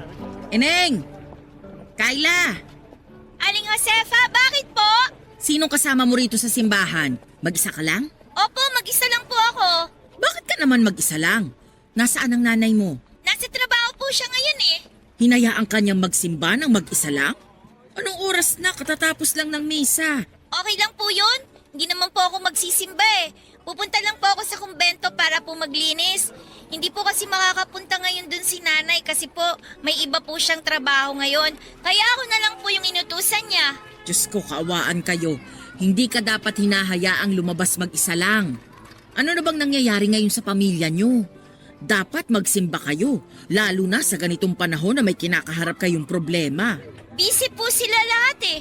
Tsaka nagdadasal naman po ako sa bahay bago kumain at tsaka po bago matulog. Iba pa rin yung nagpupunta kayo mismo sa tahanan ng Diyos. Humingi kayo sa Kanya ng kapatawaran para gabayan niya kayo sa araw-araw. Sa susunod na linggo na lang po siguro kapag hindi na po busy si nanay. Mayon ko na po kayo ha. Sandali lang, dito ka na lang muna. Samahan mo ko rito habang inaantay ko yung sundo ko para may makausap naman ako. Sige po. Pero saglit lang po ha. Kasi po baka inaantay na po ako sa kumbento eh. Oo, saglit lang to. Papunta na rin yung anak ko para sunduin ako. Kumusta na pala sa bahay ninyo? Mabuti naman po. Hindi na ba talaga bumalik yung tatay mong walang ya? Hindi na po eh. Sabi po ni nanay, makapal na raw po masyado ang pagmumukha ni tatay kapag daw po bumalik pa po siya sa amin. Eh kung bakit ba naman kasi naisipan niyang mambabae? Ang babata niyo pa para mawala ng ama. Hindi mo ba namimiss ang tatay mo? Namimiss po. Pinagdadasal ko nga po lagi na sana umuwi na siya sa amin ulit. Okay lang naman po kahit makapal po ang mukha niya. Basta po kumpleto lang po ulit kami. Mukhang mahirap nang mangyari yan. Sirang-sira na yung pamilya niyo eh. Kung bakit ba kasi nagkalat ang mga higa dyan sa tabi-tabi? Higad? Ano po yun? Yung mga babaeng makakate. Ewan ko ba? Ang dami namang lalaki dyan tapos sa may asawa pa talaga kumapit. Talagang sa panahon ngayon, talamak na ang agawan. Kakalungkot. Hindi ko po kayo maintindihan, Aling Josefa. Bata ka pa kasi kaya wala ka pang muwang sa mga nangyayari sa paligid mo. Hayaan mo, pagtanda mo, maiintindihan mo rin ang lahat. Basta pagtanda mo, huwag kang tutulad dun sa babae ng tatay mo, ha? Mag-aral ka ng mabuti para hindi ka maging homewrecker. Alam mo ba ang ibig sabihin nun? Hindi po. Yung mga taong naninira ng pamilya, homewrecker ang tawag sa kanila. Palibhasa, yung babae ng tatay mo walang pinag-aralan, kung kani-kanino bumubukangkang. Ay, mga tao talaga ngayon. O maiba tayo. Nakita mo na ba yung kapatid mo? Opo, bago po ako umalis, pinakain ko po ng merienda yung mga kapatid ko. Hindi sila ang tinutukoy ko. Ang tinatanong ko, yung kapatid mo sa labas. Yung anak ng kabit ng tatay mo. Nakita mo na ba siya? Balita ko, nanganak na raw yung babae eh. Ah, yun po ba? Hindi pa po. Hindi ko po alam na nanganak na po pala siya. Lalaki raw yung anak eh. Sabi ng kapitbahay nila, kamukhang kamukha raw ng tatay mo. Hindi po kami interesado sa buhay nila, Aling Josefa. Sabi po kasi ni nanay, masyado na raw po kaming maraming problema sa buhay para po problemahin pa namin sila. Hindi ka ba interesado man lang na makita yung kapatid mong yon? 3 lang po kaming magkakapatid. Hindi ko po kapatid yung sinasabi nyo. Kung sa bagay, naiintindihan ko naman kayo kung ayaw ninyong tanggapin yung pangalawang pamilya ng tatay nyo. Maski ako rin naman, kapag nangyari yun sa akin, masasaktan din ako ng sobra. Mabuti na lang hindi nagloko yung asawa ko dati eh. Yun nga lang, maaga siyang kinuha ng Panginoon. Aling Josefa, matagal pa po ba yung sundo nyo? Baka po hinahanap na po kasi ako sa kumbento eh. Sige, mauna ka na at baka mapagalitan ka pa. Ang tagal din naman kasi ng sundo kong yun. Kung saan-saan pa yata nagpunta eh. Sige po, may iwan ko na po kayo dyan ha. Mag-ingat po kayo pa uwi.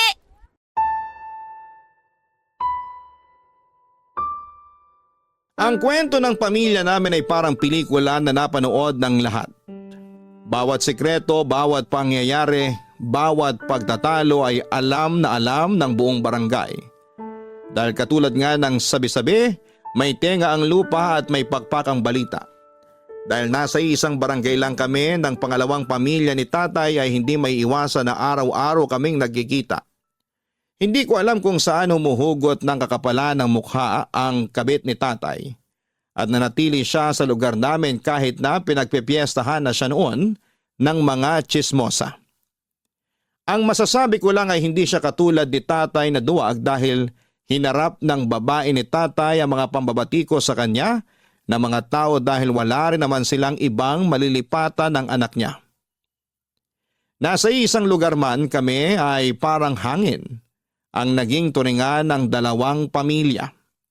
Hindi pinapansin ni nanay ang babaeng nabuntis ni tatay, ganoon din na never kong tinanggap na mayroon akong kapatid sa labas. Ipinangako ko sa sarili ko noon na hindi ko kakausapin o papansinin ang kapatid ko na naging dahilan kung bakit nawasak ang dati naming masayang pamilya. Mali man ako pero bata pa ako noon. At kung kanino galit ang nanay ko ay galit na rin ako sa kanila noon. Alam kong walang kasalanan ang kapatid ko sa labas. Pero dahil siya ang sinisisi ko kung bakit kami nawala ng ama, ay dinala ko ang galit na yon sa puso ko hanggang sa pagtanda ko, Papa Dudut.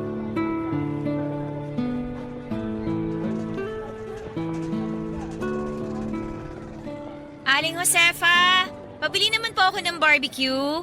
Uy, sakto, buena mano. O ilan bang bibilin mo? Magkano po ba? 20 pesos isa. Huh? Ang mahal naman po ng barbecue nyo? Ano yan? Ginto? Ay nako, mahal na ang baboy ngayon. Isama mo pa yung uling, yung sauce, tapos akong nagtitinda, paano na? Kulang na yung kita ko. Yung 20 pesos noon, ang dami ko nang nabibili eh. Iba na ang panahon ngayon, mahal na ang mga bilihin. Kaya nga po eh. Pabili na lang po ako ng 3, uulamin ko. Uulamin? 3:00 pa lang ng hapon na. Hindi ka pa ba nanananghalian? Nananghalian naman po ako. Ang kaso, nakita ko yung tirang tutong sa bahay. Sayang naman, kaya kainin ko na lang. Sakto, naamoy ko tong barbecue nyo. Kaya ka tumataba eh. Lamon ka kasi ng lamon. Shabby's the new sexy na po ngayon, Aling Josefa. Asus, dinipensahan mo pang pagiging matakaw mo. Hindi mo ba alam na kasalanan ng pagiging sobrang matakaw? Lo? Imbento naman. Paano naman naging kasalanan yung pagiging matakaw? Nasa Biblia yan. Parte yan ng 7 deadly sins. Kapag masyado kang matakaw, sinisira mo lang yung katawang ibinigay sa'yo ng Diyos. Ay, ganun po ba? O sige po, cancel nyo na lang po yung order kong barbecue. Baka magkasala pa ako. Ay wag na, nakasalang na oh. Wala nang bawian. Akala ko ba kasalanan na... Hingi ka na lang ng kapatawaran sa linggo. Magsimba ka. Kayo talaga, Aling Josefa. Emering kayo eh. Uy nga pala, dumaan dito yung kapatid mong si Raymond kanina. Ano naman pong kinalaman ko sa taong yun? Nakita ko yung mukha, puro sugat at pasa. Tinanong ko kung anong nangyari. Napaaway daw siya nung nakaraan. Ano pa po ba nga asahan nyo sa taong yun? Napakabasagulero. Sa tingin ko, nakipag-away yun dahil sa babae. Lagi ko yung nakikita na may angkas-angkas na babae eh. Tapos yung babaeng yun, taga-Ibayo. Nakita ko rin nung minsan na may kasamang ibang lalaki. Pareho ng nanay ni Raymond na malandi. Sayang yung batang yun. Tumigil sa pag-aaral dahil lang sa barkada. Yung nanay naman niyang walang kwenta, walang pakialam sa anak. Ako rin po, walang pakialam. Hanggang ngayon ba, hindi niyo pa rin sila napapatawad sa nangyari noon? Wala nang kapatawaran yung ginawa nila, Aling Josefa. Habang buhay na nilang dadalhin yung reputasyon nilang yun. Kaya rin siguro nasira yung direksyon ng batang yon dahil na rin sa nangyari. Palagi nang nakakabit sa pangalan niya yung pagiging anak niya sa labas. Hindi na namin kasalanan yun. Kasalanan yun ng mga taong gumawa nun sa kanya. Hindi sila nag-iisip eh. Mas nanaig sa kanilang kakatihan ng katawan nila. Alam ko na ibig sabihin ng kakatihan ngayon. Sa inyo ko po yun natutunan. Aba, kailan kita tinuruan ng ganyang salita? Binanggit niyo yan sa akin nung bata pa po ako.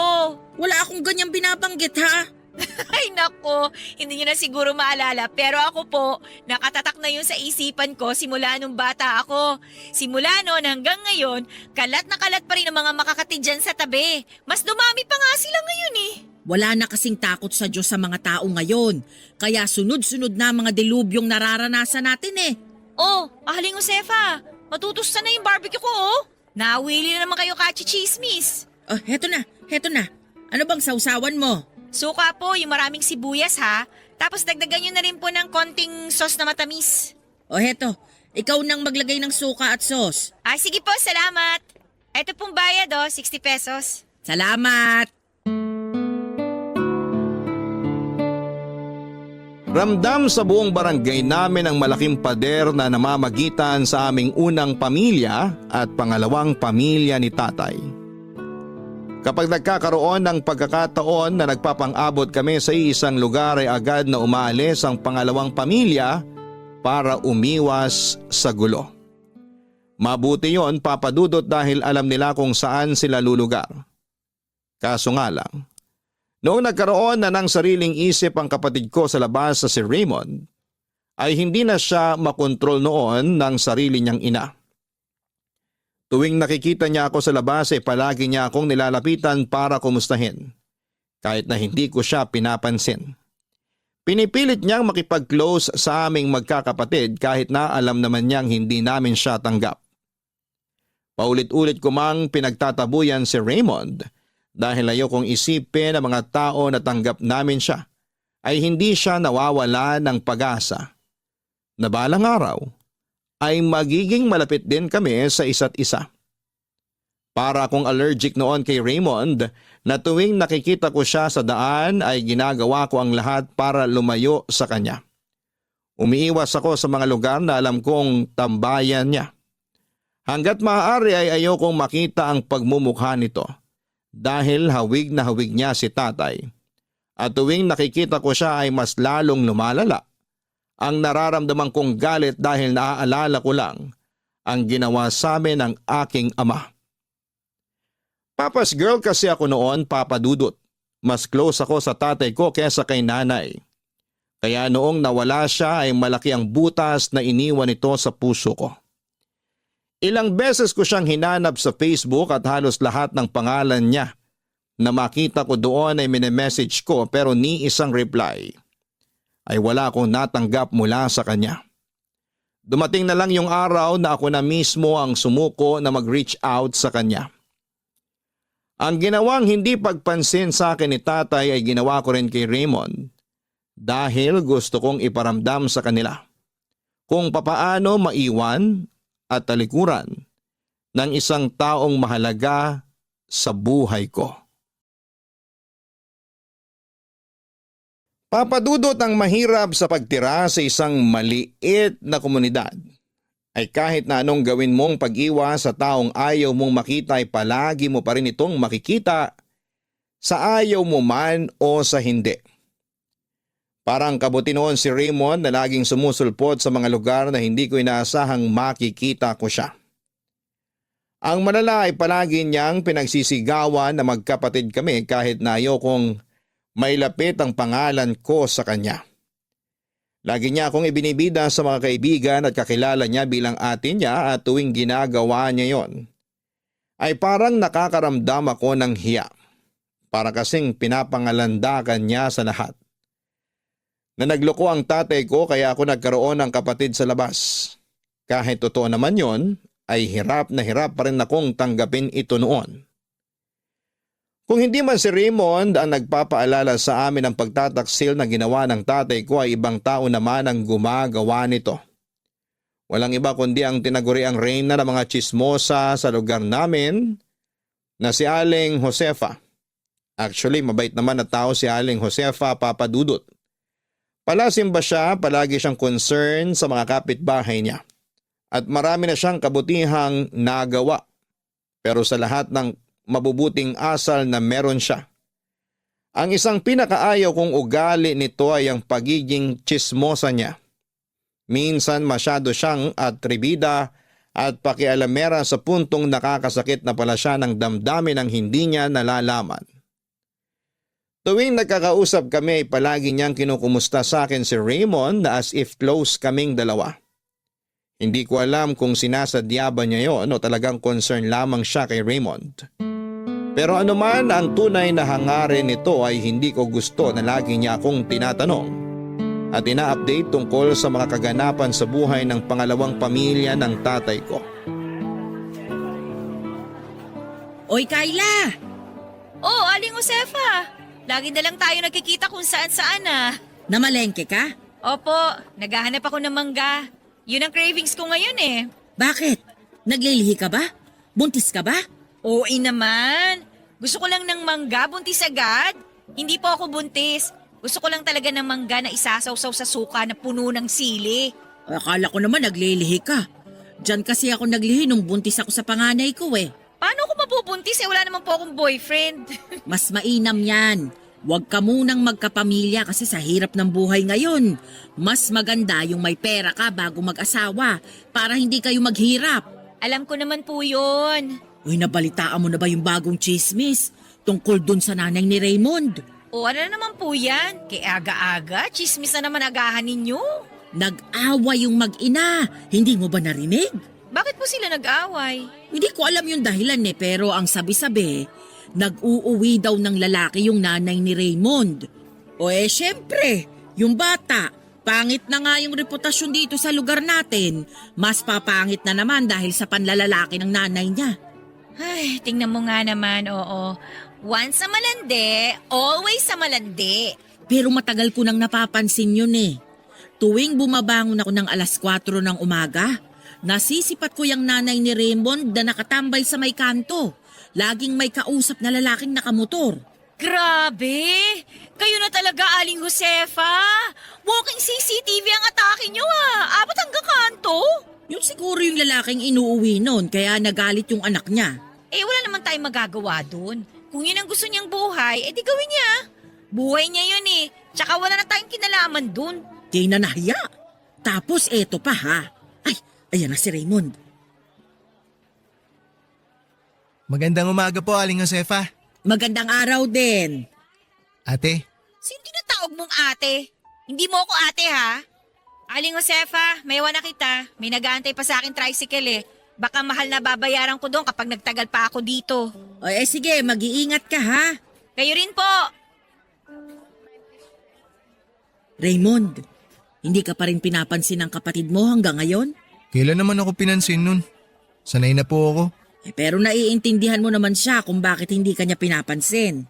Opo, naiintindihan ko naman po eh. Alam ko naman po yung nangyari. Ako yung sinisisi niya kung bakit nasira yung pamilya niya. Hanggang ngayon, kahit 18 taon na yung lumipas, galit pa rin siya sa akin na para bang ako yung nakagawa ng kasalanan. Intindihin mo na lang. Minsan kasi, may mga taong sarado ang utak. Masyado silang nagpapalamon sa galit na nararamdaman nila. Kaya hirap na hirap silang magpatawad. Karapatan din naman po nilang magalit eh. Nawalan sila ng tatay dahil sa nanay ko. Oo, pero sana, sa nanay mo na lang sila magalit at hindi sa'yo. Ay, ang hirap kasi ng sitwasyon nyo eh. Dalangin ko na lang na balang araw, magkapatawaran na kayo. Kahit papano naman magkapareho pa rin kayo ng dugo na nananalaytay sa katawan ninyo. Ay, sana nga po. O maiba tayo. Totoo ba na lumayas ka sa inyo? Lumayas? Saan naman po galing yung balitang yan? Narinig ko lang kanina dito mismo sa palengke. Nag-away daw kayo eh. Oy bakit? Anong pinag-awayan ninyo? Wala po kami pinag-awayan. Tsaka wag nyo na lang po intindihin yun. Sa amin na lang po ni nanay yun. Totoo ba na may lalaki siyang inuuwi sa inyo kaya ka nagalit? Bahala po kayo mag-isip, Aling Josefa. Maiwan ko na po kayo. Teka, sandali lang. Marami pa akong itatanong sa'yo, Raymond. Hindi ako required na tanggapin o mahalin ang kapatid ko sa labas, lalo na kung siyang dahilan ng pagkasira ng pamilya namin. Kahit konsensyahin pa ako ni Aling Josefa ay hindi ko magagawang ituring na kapatid si Raymond dahil puno pa rin ng puot at pagkasuklam ang puso ko noon sa kanya. Kahit pa sabihin ng mga taong magkapareho kami ng dugong nananalaytay sa katawan namin, ay wala akong pakialam, Papa Dudut. Ang nakakainis, kami ang biktima kaya dapat ay kami ang kampihan ng mga tao. Pero sa pagdaan ng panahon, mas nakakuha pa ng simpatya ang pangalawang pamilya ni tatay dahil sa ginagawa naming pag-iitsapwera sa kanila. Lumalabas na parang kami pang masama. Kesyo kahit ano raw ang gawin kong pagdideny ay kapatid ko pa rin si Raymond kaya dapat ay tanggapin ko na lamang daw ang katotohanan. Hindi raw maganda sa tao ang nagtatanim ng sama ng loob at galit. At dapat daw pagpapatawad ang inuuna ng puso ko. Hindi ko alam kung papaano kami ang naging masama gayong kami naman ang inosente. Mas lalo tuloy nadagdagan ang galit ko na nararamdaman kay Raymond at sa nanay nito dahil mas sila pa ang kinakampihan ng mga tao noon. Ang mahirap sa pagtira sa probinsya ay limitado lamang ang pangunawa ng mga tao doon. Kailangan mong sumunod sa nakagisnang kultura ng komunidad dahil kung hindi ay ikaw ang mapapasama. Kaya naman nung nagkaroon ako ng oportunidad na layasan ang lugar na nakagisnan ko, ay pinatos ko kaagad ito. Isang trabaho sa Maynila ang inalok sa akin ng kaibigan kong matagal nang nagtatrabaho doon. Pumayag akong kunin ang trabahong alok nito para lamang matakasan ko ang buhay ko sa probinsya, Papa Dudut.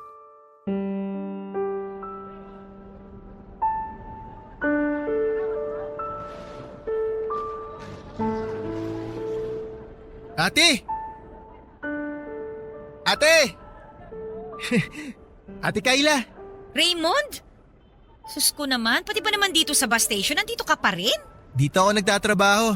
Tagabitbit ako ng mga bagahe tsaka mga padala. Anong ginagawa mo rito, ate? Alis ka? Wala ka na dun. Hindi ka pa ba nagsasawang iwasan ako? Sabi ko naman sa'yo, kahit sungitan mo pa ako at ipagtabo yan, hindi magbabago ang tingin ko sa'yo. Ikaw pa rin ang ate ko. Ate pa rin ang magiging turing ko sa'yo. Kahit paanong sabihin mo, hindi kita tatanggapin bilang kapatid ko. Sana, balang araw, maintindihan mo yun. Alam ko na mahirap tanggapin yung totoo pero kahit ano pang klaseng pagkakaila ang gawin mo, hindi mo maitatanggi na magkapatid tayo. Ano ba mapapala akala mo kahit tanggapin kita bilang kapatid? May magbabago ba? Anak ka pa rin naman sa labas kahit pagbali-balik ta rin mo ang katotohanan eh. Siguro para sa'yo wala. Pero para sa akin, malaking bagay yun ate. Kasi buong buhay ko walang gustong tumanggap sa akin bilang tao eh. Maski sarili kong ang nanay, ako yung sinisisi kung bakit nasira yung buhay niya. Di pa nga ako pinapanganak, patong-patong na yung kasalanan ko sa mundong to. Pakiramdam ko parang kasalanan ko na nabuhay ako, na ipinanganak ako. Gusto ko lang maramdaman na may kinabibilangan din ako. Eh bakit akong kailangan magdesisyon yan? Hindi ko hawak ang kasiyahan mo, no? Bibigyan mo pa ako ng responsibilidad.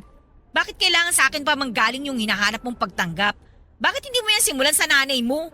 Pasensya ka na kung dinamay pa kita sa problema ko. Hindi naman kita pinipilit eh. Kung ayaw mo, wala akong magagawa. Tatanggapin ko yun ng buo. Pero sana, wag mo naman tanggihan yung kabutihan at pagmamahal na ibinibigay ko sa'yo.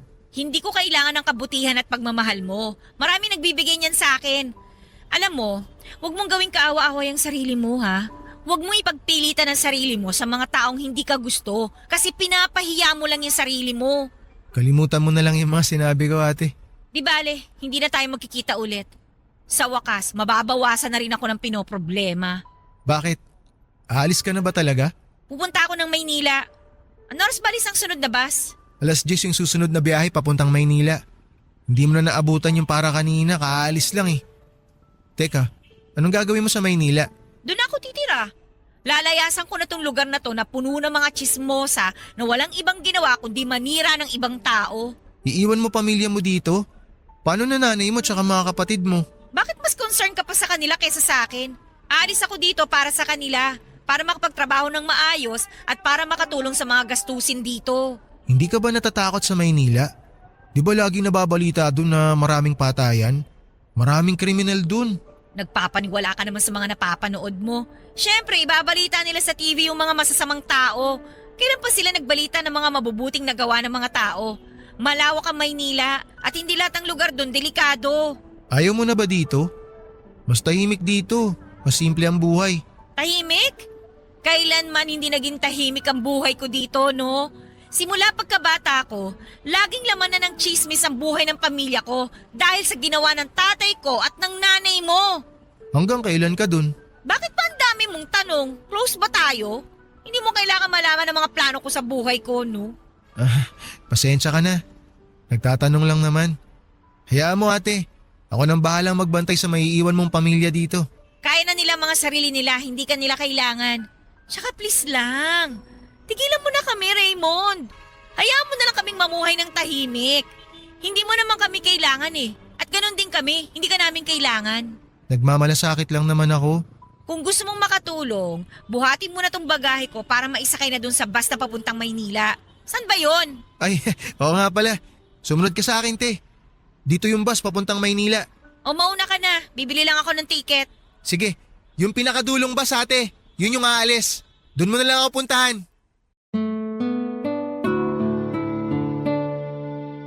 Papadudot kabado ako noon sa bagong buhay na pinili ko. Nakailang beses na rin naman akong bumisita sa Maynila kaya hindi na bago ang lugar na ito para sa akin. Pero karaniwan ay puro pagbisita lamang ang ginagawa ko na tumatagal ng 2 hanggang 3 araw.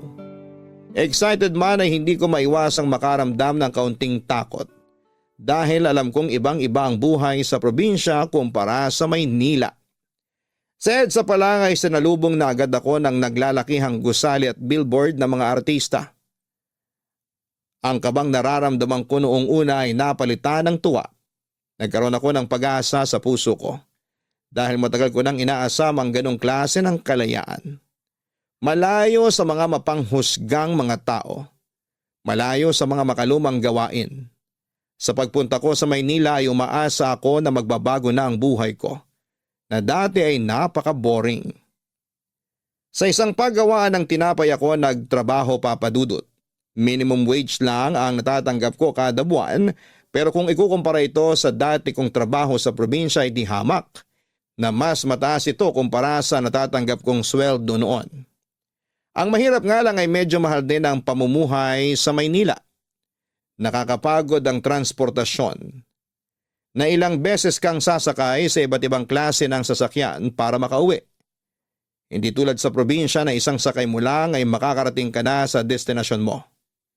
Ganon pa man ay bukas palad kong tinanggap ang bagong buhay ko kapalit ng kalayaan na matagal ko nang inaasam. Papadudot, hindi may kakaila na marami talagang oportunidad sa Maynila kumpara sa probinsya. Pero hindi rin may tatanggi na mas mahal ang mga gastusin sa Maynila. Mahirap ang mamuhay doon dahil marami kang babayaran katulad na lamang ng renta ng bahay, gastos sa pagkain, bayad sa kuryente at araw-araw na transportasyon. Ang sahod na nakukuha ko noon ay nauuwi lang sa mga bayarin at kakaunti lang ang naitatabi ko para makapag-ipon. Hindi ko tuloy noon magawang mamasyal o mamili man lang ng mga bagay na gusto kong bilhin kahit na nagkalat ang mga mall sa Maynila. Dahil naghihigpit ng sinturon sa mga sumunod na taon ay hindi na muna ako umuwi sa probinsya. Tuwing Pasko at Bagong Taon, kasama ko sa mga selebrasyon ng mga boardmates ko na nagsilbi ng pangalawa kong pamilya. Kahit papaano, nakapagdadala naman ako ng kaunting pera sa bahay at malaking tulong na yon. Lalo na't noong panahon na yon, ay ako lang ang may trabaho sa aming magkakapatid. Mahirap malayo sa sariling pamilya pero ang pangungulila ko mula sa kanila ay napawi dahil sa mga bagong kaibigan na nakilala ko. Malaki rin ang naitulong ng pagkakaroon ko ng boyfriend. Sa Maynila na ako nakakilala ng lalaking minahal ko, Papa Dudut. Itago na lang natin siya sa pangalang Peter. Nakilala ko siya dahil katulad ko rin siyang boarder na nangungupahan sa tapat ng boarding house namin. Mula siya sa Samar at mabilis kaming nagkahulugan ng loob. Dahil pareho kaming galing sa probinsya at pareho ring wala ng ama. Ang pagiging malapit namin sa isa't isa ay nauwi sa pag-iibigan. Oh, heto na yung order mong ulam, adobong sitaw. Salamat. Ilang taon na tayo kumakain sa karinderya na to pero hanggang ngayon, yung adobong sitaw pa rin talaga yung palagi mong binibili. Hindi ka pa ba nagsasawa dyan? Hindi. Kahit araw-arawin ko pa to, never ako magsasawa dito. Ano bang espesyal sa ulam na yan? Tinikman ko yan nung nakaraan, wala namang kakaiba eh. Katulad lang din yan ng ibang adobong sitaw na natikman ko na dati. Ito kasi, katulad mismo ng luto ng nanay ko. Parehong-pareho sila ng timpla tsaka pagkakaluto. Hindi overcook yung sitaw kaya talagang malutong siya kainin. Hindi rin masyadong maalat yung sarsa. Sakto lang yung tamis tsaka asim. As in kung wala ako dito sa Maynila, aakalain ko talagang si nanay ang nagluto nito. Hindi ko alam na yan pala yung paborito mo. Hindi naman sa ito yung paborito ko. Ayoko nga ng gulay nun eh. Pero kapag kasi kumakain ako nito, feeling ko nasa probinsya na rin ako eh. Natitikman ko yung mga lutong bahay na kinakain ko noon. Pagbigyan mo na kasing nanay mo. Umuwi ka rin sa inyo kahit isang beses sa isang taon lang. Tapos, isama mo na rin ako para may pakilala mo ako sa pamilya mo. Wag na, sayang yung pera. Alam mo ba kung magkano gastos pa uwi at pabalik doon? Magkano ba? Mahigit 2,000. Tapos anong gagawin ko doon? Magbabakasyon, gastos ulit. Mas maganda na yung pera na lang ipadala ko sa kanila para tipid. Tsaka may video call naman eh. Nakakapagkita naman tsaka nakakapag-usap pa rin naman kami kahit magkalayo. Kahit na. Iba pa rin yung nakakasama at nahawakan mo sila ng personal. Hindi na kailangan yun. Ayaw mo lang ako ipakilala sa kanila eh. Hindi talaga. Masyado pang maaga eh. 2 years mo na akong boyfriend. Maaga pa rin ba yun? Maniwala ka sa akin, masyado pa talagang maaga. Tsaka kapag nag-uwi ako ng lalaki sa amin, pagpipiestahan na naman ako ng mga chismosa doon. Tsaka na lang kapag sure na. Ibig mo bang sabihin hindi ka pa sure sa akin? Alam mo, mahirap maging sure sa mga bagay-bagay. Aminin man natin o sa hindi, marami pa tayong kailangang pagdaanan tsaka maranasan para masabi nating okay na to, na pwede na tayong bumuo ng sarili nating pamilya. Ikaw ba? Ready ka na ba? Pamilya agad? Hindi pa, oy. O yun nga, di ba? Kapag ipinakilala kita sa pamilya ko, dapat ready ka na sa mga ganung bagay. Sayang naman yung effort kapag hindi rin naman pala tayo magtatagal, no? Iniisip mo ba na hindi tayo magtatagal? Dumaan na yung isipin na yun sa utak ko. Yung 2 years kasi, marami pa tayong pwedeng gawin para maging thrilling yung relasyon natin eh. Pero paano kung dumating tayo sa punto na nagawa na natin lahat? Na nakakaramdam na tayo ng pagkasawa sa isa't isa? Pipiliin pa rin ba nating magstay o hindi na? Yung mga ganong bagay yung mga iniisip ko eh. Sa ngayon, wala pa kasi tayo sa ganong sitwasyon. So aantayin mo muna mangyari yon. Oo naman. Kapag nalampasan na natin yun, ibig sabihin lang, sure na talaga tayo sa isa't isa. Eh di matagal pa bago mo ako maipakilala sa pamilya mo niyan. O bakit? Hindi mo ba kaya magantay ng ganong katagal? Kaya naman. O yun naman pala eh. Eh di wala nang problema. Wala naman talagang problema. Nabanggit ko lang naman na baka gusto mo akong isama kapag nagbakasyon ka. Hindi pa kasi ako nakakapunta sa norte. Hayaan mo, makakarating ka rin doon. Ako pa magiging tour guide mo kung gusto mo. Talaga? Oo naman. Sinabi mo yan ha? Wala nang bawian. Oo naman. Ba't ko naman babawiin yung sinabi ko? Tsaka sigurado rin naman ako na kapag ako yung bibisita sa probinsya nyo, siguradong itutour mo rin ako, di ba? Gusto mo rin pumunta sa amin? O bakit? Wala ka bang planong ipakilala ako sa pamilya mo? Meron naman pero matagal na rin ako hindi nakakauwi sa amin eh. Tingnan mo, pareho lang din naman pala tayo eh. Saka na nga lang natin pag-usapan ulit yan kapag may plano na talaga tayong umuwi. Kain na muna tayo.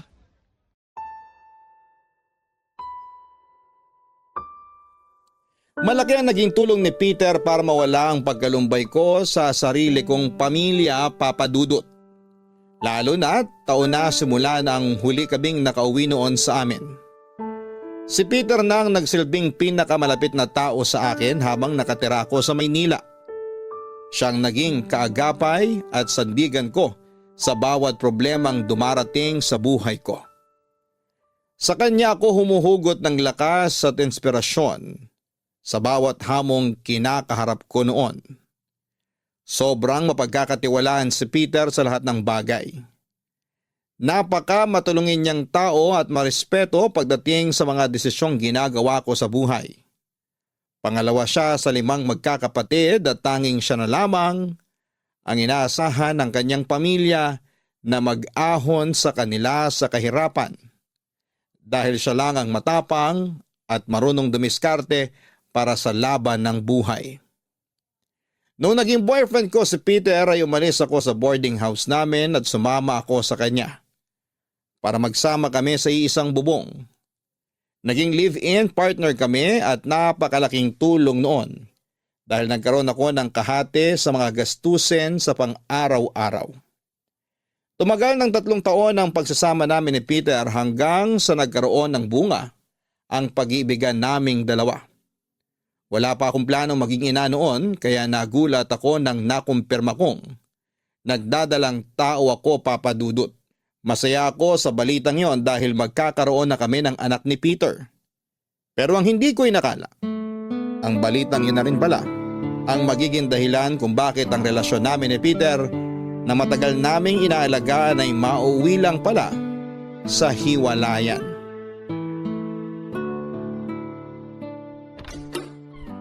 Oh, Kayla, gising ka pa? Gabi na. Inaantay talaga kitang makauwi. Sabi ko naman sa'yo, mauna ka na magpahinga kasi gagabihin ako ngayon. Kumain ka na ba? Oo, kumain na ako kanina habang nag-aantay na masasakyan pa uwi. Ikaw? Tapos na ako. Halika rito, maupo ka muna. Paliligo lang ako saglit para sabay na tayo matulog. Hindi, teka, sandali lang. Dito ka muna. May gusto lang muna akong sabihin sa'yo. O sige.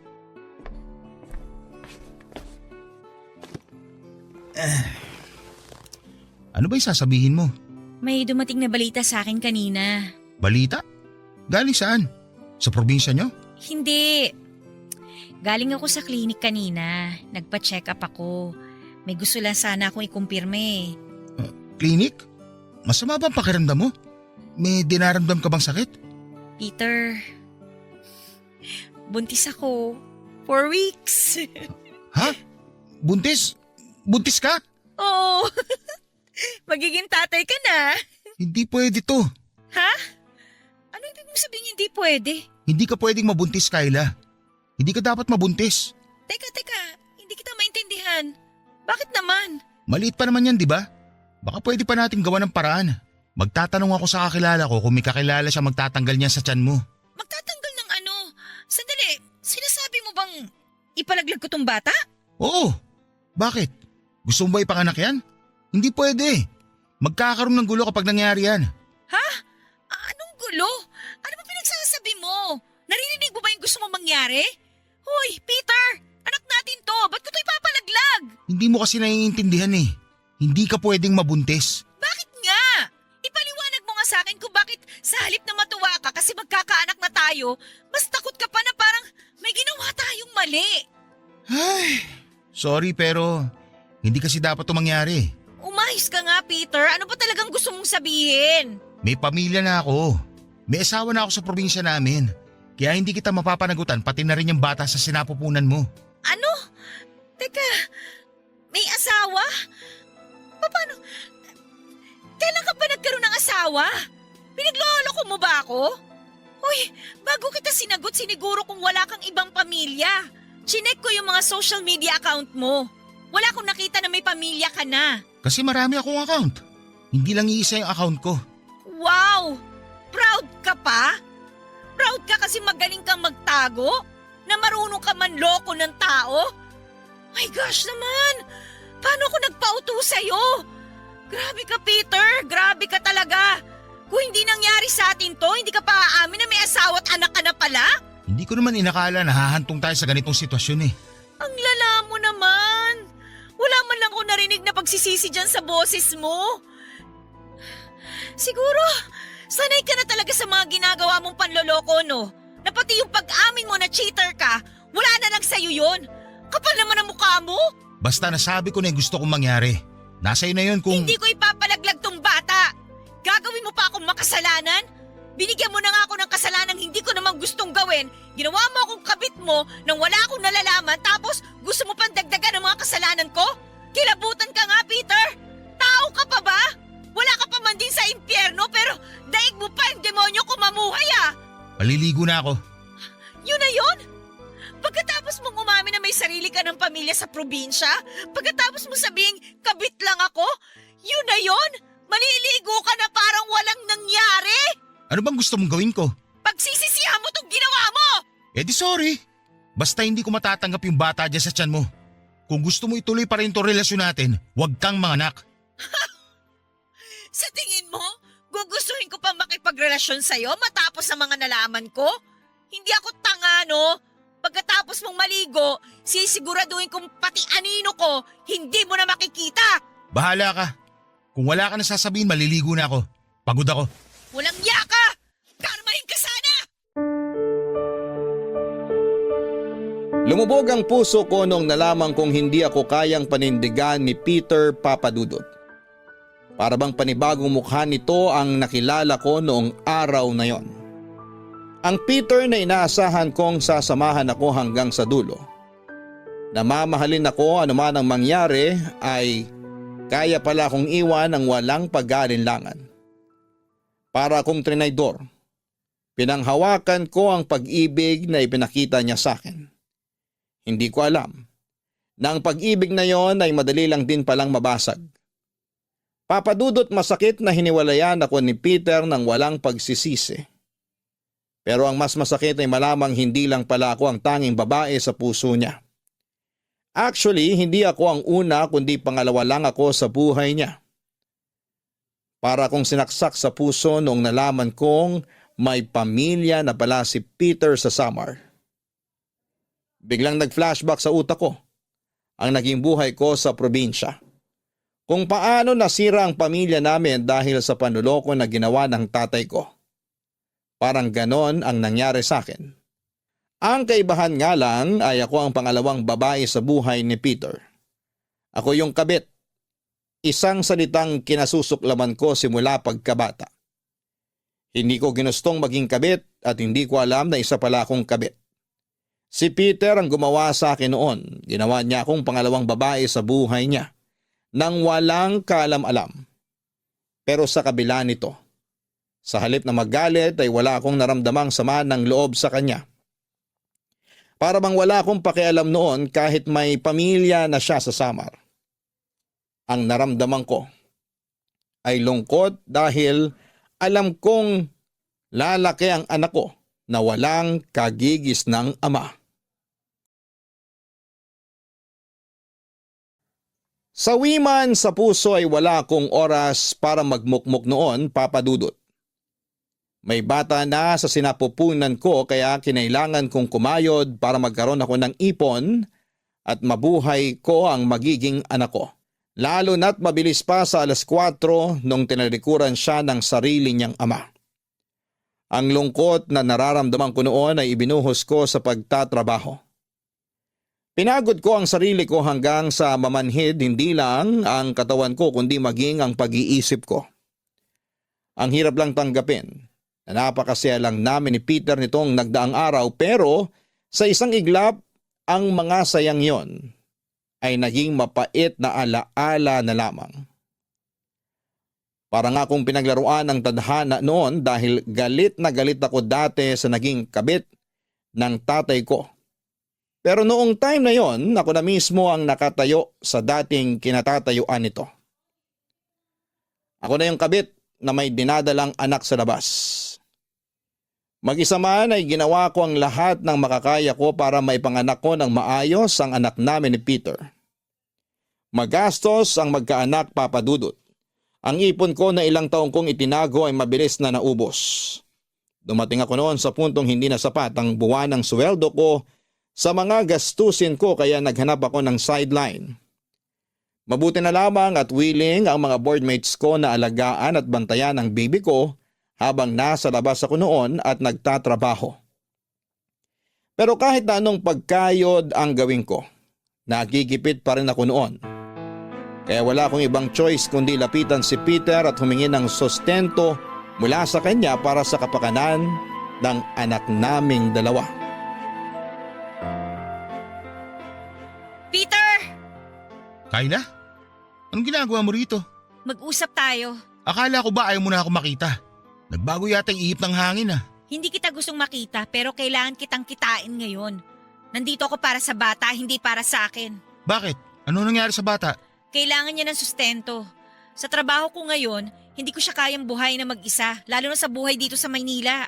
Sinabi ko naman kasi sa'yo, huwag mo nang ituloy kasi ikaw lang din yung mahihirapan. Hindi kakayanin ng konsensya ko ang pumatay ng walang muwang na bata. Hindi yun kasama sa pagpipilian ko. Kaya hindi mo talaga ako mapipilit na ipalaglag yung batang tayo mismo ang bumuo. Tapos ngayon sino naghihirap? Yung bata mismo, kasi hindi siya kayang buhay na sarili niyang nanay. Yun ba? Kaya ba yun ang konsensya mo? Kaya nga ako nandito eh. Gusto kitang pakiusapan. Talikuran mo na ako't lahat, wag lang yung anak mo. Mabubuhay natin siya kung dalawang magulang ang susuporta sa kanya. Kung ano yung sinabi ko sa'yo noon, yun pa rin ang sasabihin ko sa'yo ngayon. May mga anak ako sinusuportahan sa probinsya. Hindi ko kaya sustentuhan yung batang ikaw mismo ang nagpumilit na ipanganak sa mundong to. Paano mo nasasabi yan? Gaano na ba talaga kahalang ang kaluluwa mo na wala ka man lang malasakit na nararamdaman para sa bata? Hindi mo pa man siya ipinapanganak, may malasakit na ako sa kanya. Alam ko na kung ano yung buhay na kakaharapin niya rito. Sa ating dalawa, ako yung una nagmalasakit. Ikaw, sarili mo lang yung iniisip mo. Dahil ano, mabait ka. Hindi kaya ng konsensya mo ipalaglag yung bata kahit na alam mo maghihirap pa rin siya kapag ipinanganak mo siya. Hindi ako yung walang malasakit dito, Kayla. Ikaw! Pakiusap naman kahit ngayong buwan lang. Wala talaga akong maibibigay sa'yo. Marami rin akong bayarin ngayon, hindi lang dito sa Maynila, kundi pati sa probinsya. Katulad ng sinabi ko sa'yo, may pamilya akong binubuhay.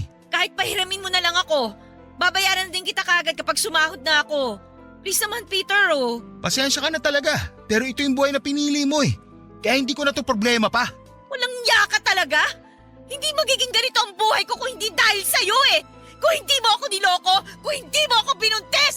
Oo, kasalanan ko na yung nangyari. Pero tandaan mo, naghanap ako ng solusyon sa problema natin. Binigyan kita ng pagkakataong pumili ng landas na tatahakin mo. Ito yung pinili mo, kaya ito yung dapat mo na panindigan. Sige, ganito ang gusto mong laro? Sige, papalagan kita. Ano na lang kaya ang sasabihin ng pamilya mo sa probinsya kapag nalaman nilang may anak ka sa labas? Handa ka sirain yung pamilya ko para sa sarili mo? Makasarili ka nga. Gagawin mo sa mga anak ko yung ginawa sa'yo ng tatay mo? Gusto mong pagdaanan ng mga anak ko yung pinagdaanan mo? Sige, gawin mo. Pero itong tandaan mo, hindi ko iiwan ang pamilya ko katulad ng ginawang pag-iwan sa inyo ng tatay nyo. Walang yaka talaga! Sa ginawa mong to, mas lalo mo lang hindi makukuha yung hinihiling mo sa akin. Kahit anong klaseng pananakit pa ang gawin mo, Hindi kita tutulungan sa gusto mong mangyari. Kulang pa nga yan sa ginawa mong pagsira sa buhay ko! Kung wala ka na sasabihin pa, lubayan mo na ako. Mas maganda nga huwag na tayo magkita ulit. At binabalaan kita, Kayla. Kapag sinira mo ang pamilya ko, sisiguraduhin kong pagsisisir mo yung gagawin mo. Umalis ka na!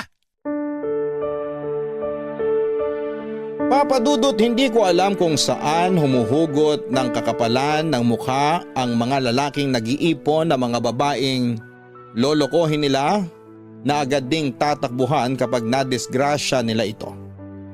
Lahat ng mga ganong klaseng lalaki ay isinusumpa ko hanggang sa ngayon.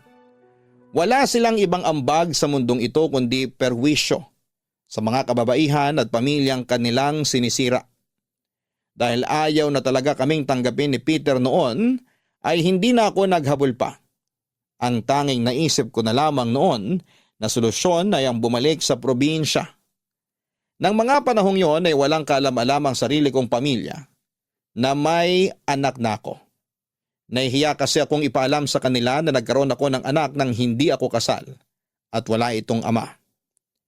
Isang malaking kahihiyan yon lalo na sa lugar namin kung saan ay napakahalaga ang pagkakaroon ng isang kumpletong pamilya na dumaan sa nakasanayang proseso. Pero dahil sa wala akong ibang choice noon, ay napilitan akong bumalik sa probinsya namin, Papa Dudut. Gulat na gulat ang pamilya ko noon nang umuwi ako sa bahay na may bitbit ng bata. Pero hindi lang si nanay at mga kapatid ko ang nagulat dahil pati ang mga tsismosa sa lugar namin ay nagulantang din. Wala pang isang araw ay kumalat na agad sa barangay namin ang balitang nabuntis daw ako at hindi ako pinanagutan ng lalaking nakabuntis sa akin. Kung ako ang dating Kayla noon, labis na kahihiyan ang mararamdaman ko sa sitwasyon ko. Pero kung may isang bagay man akong natutunan sa pagtira ko sa Maynila, ito ay ang pagkakaroon ko ng tapang para ipaglaban ang sarili ko, lalo na sa mga mapanghusgang tulad ni Aling Josefa.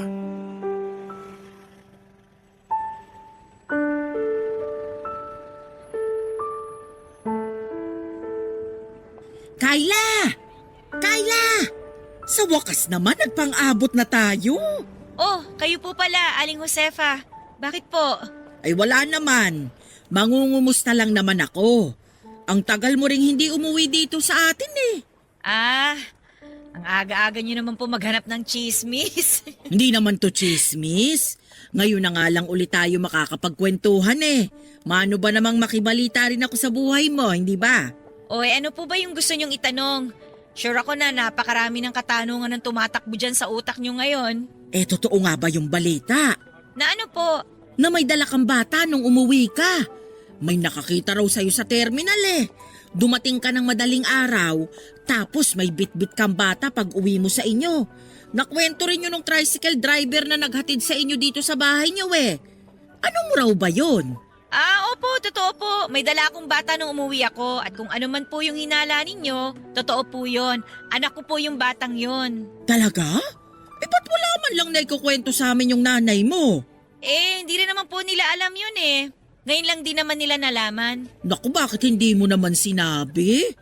May problema ba kayo ng tatay? At saka bakit hindi mo kasama yung tatay sa pag-uwi mo rito? Bigay mo na lang po sa akin yung kwentong yan, Aling Josefa. Di nyo na po kailangan malaman yung buong detalye. Ay syempre, nagtataka lang din naman ako. Hindi ka naman makakabuo ng bata ng mag-isa lang, di ba? May kumakalat din kasing balita na ano. Na ano po? Huwag kang ma-o-open sa sasabihin ko ha. Pero ang sabi-sabi, kabit ka raw. Tapos ang kwento, kaya ka raw nagmamadaling umuwi rito kasi nahuli ka nung totoong asawa. Saan nyo naman po nasagap yung chismis na yan? Kayo talaga, oh? Daig nyo pa mga reporter sa 24 oras kung makibalita, ah. Ay narinig ko lang din naman. Mas maganda na yung ako mismo ang magkumpirma, hindi ba? Basta po, masaya po ako ngayon nakasama ko yung anak ko. Kahit kami lang dalawang magkasama, okay na yun. Yun lang naman po ang dapat nyong malaman. Naku, mukhang totoo nga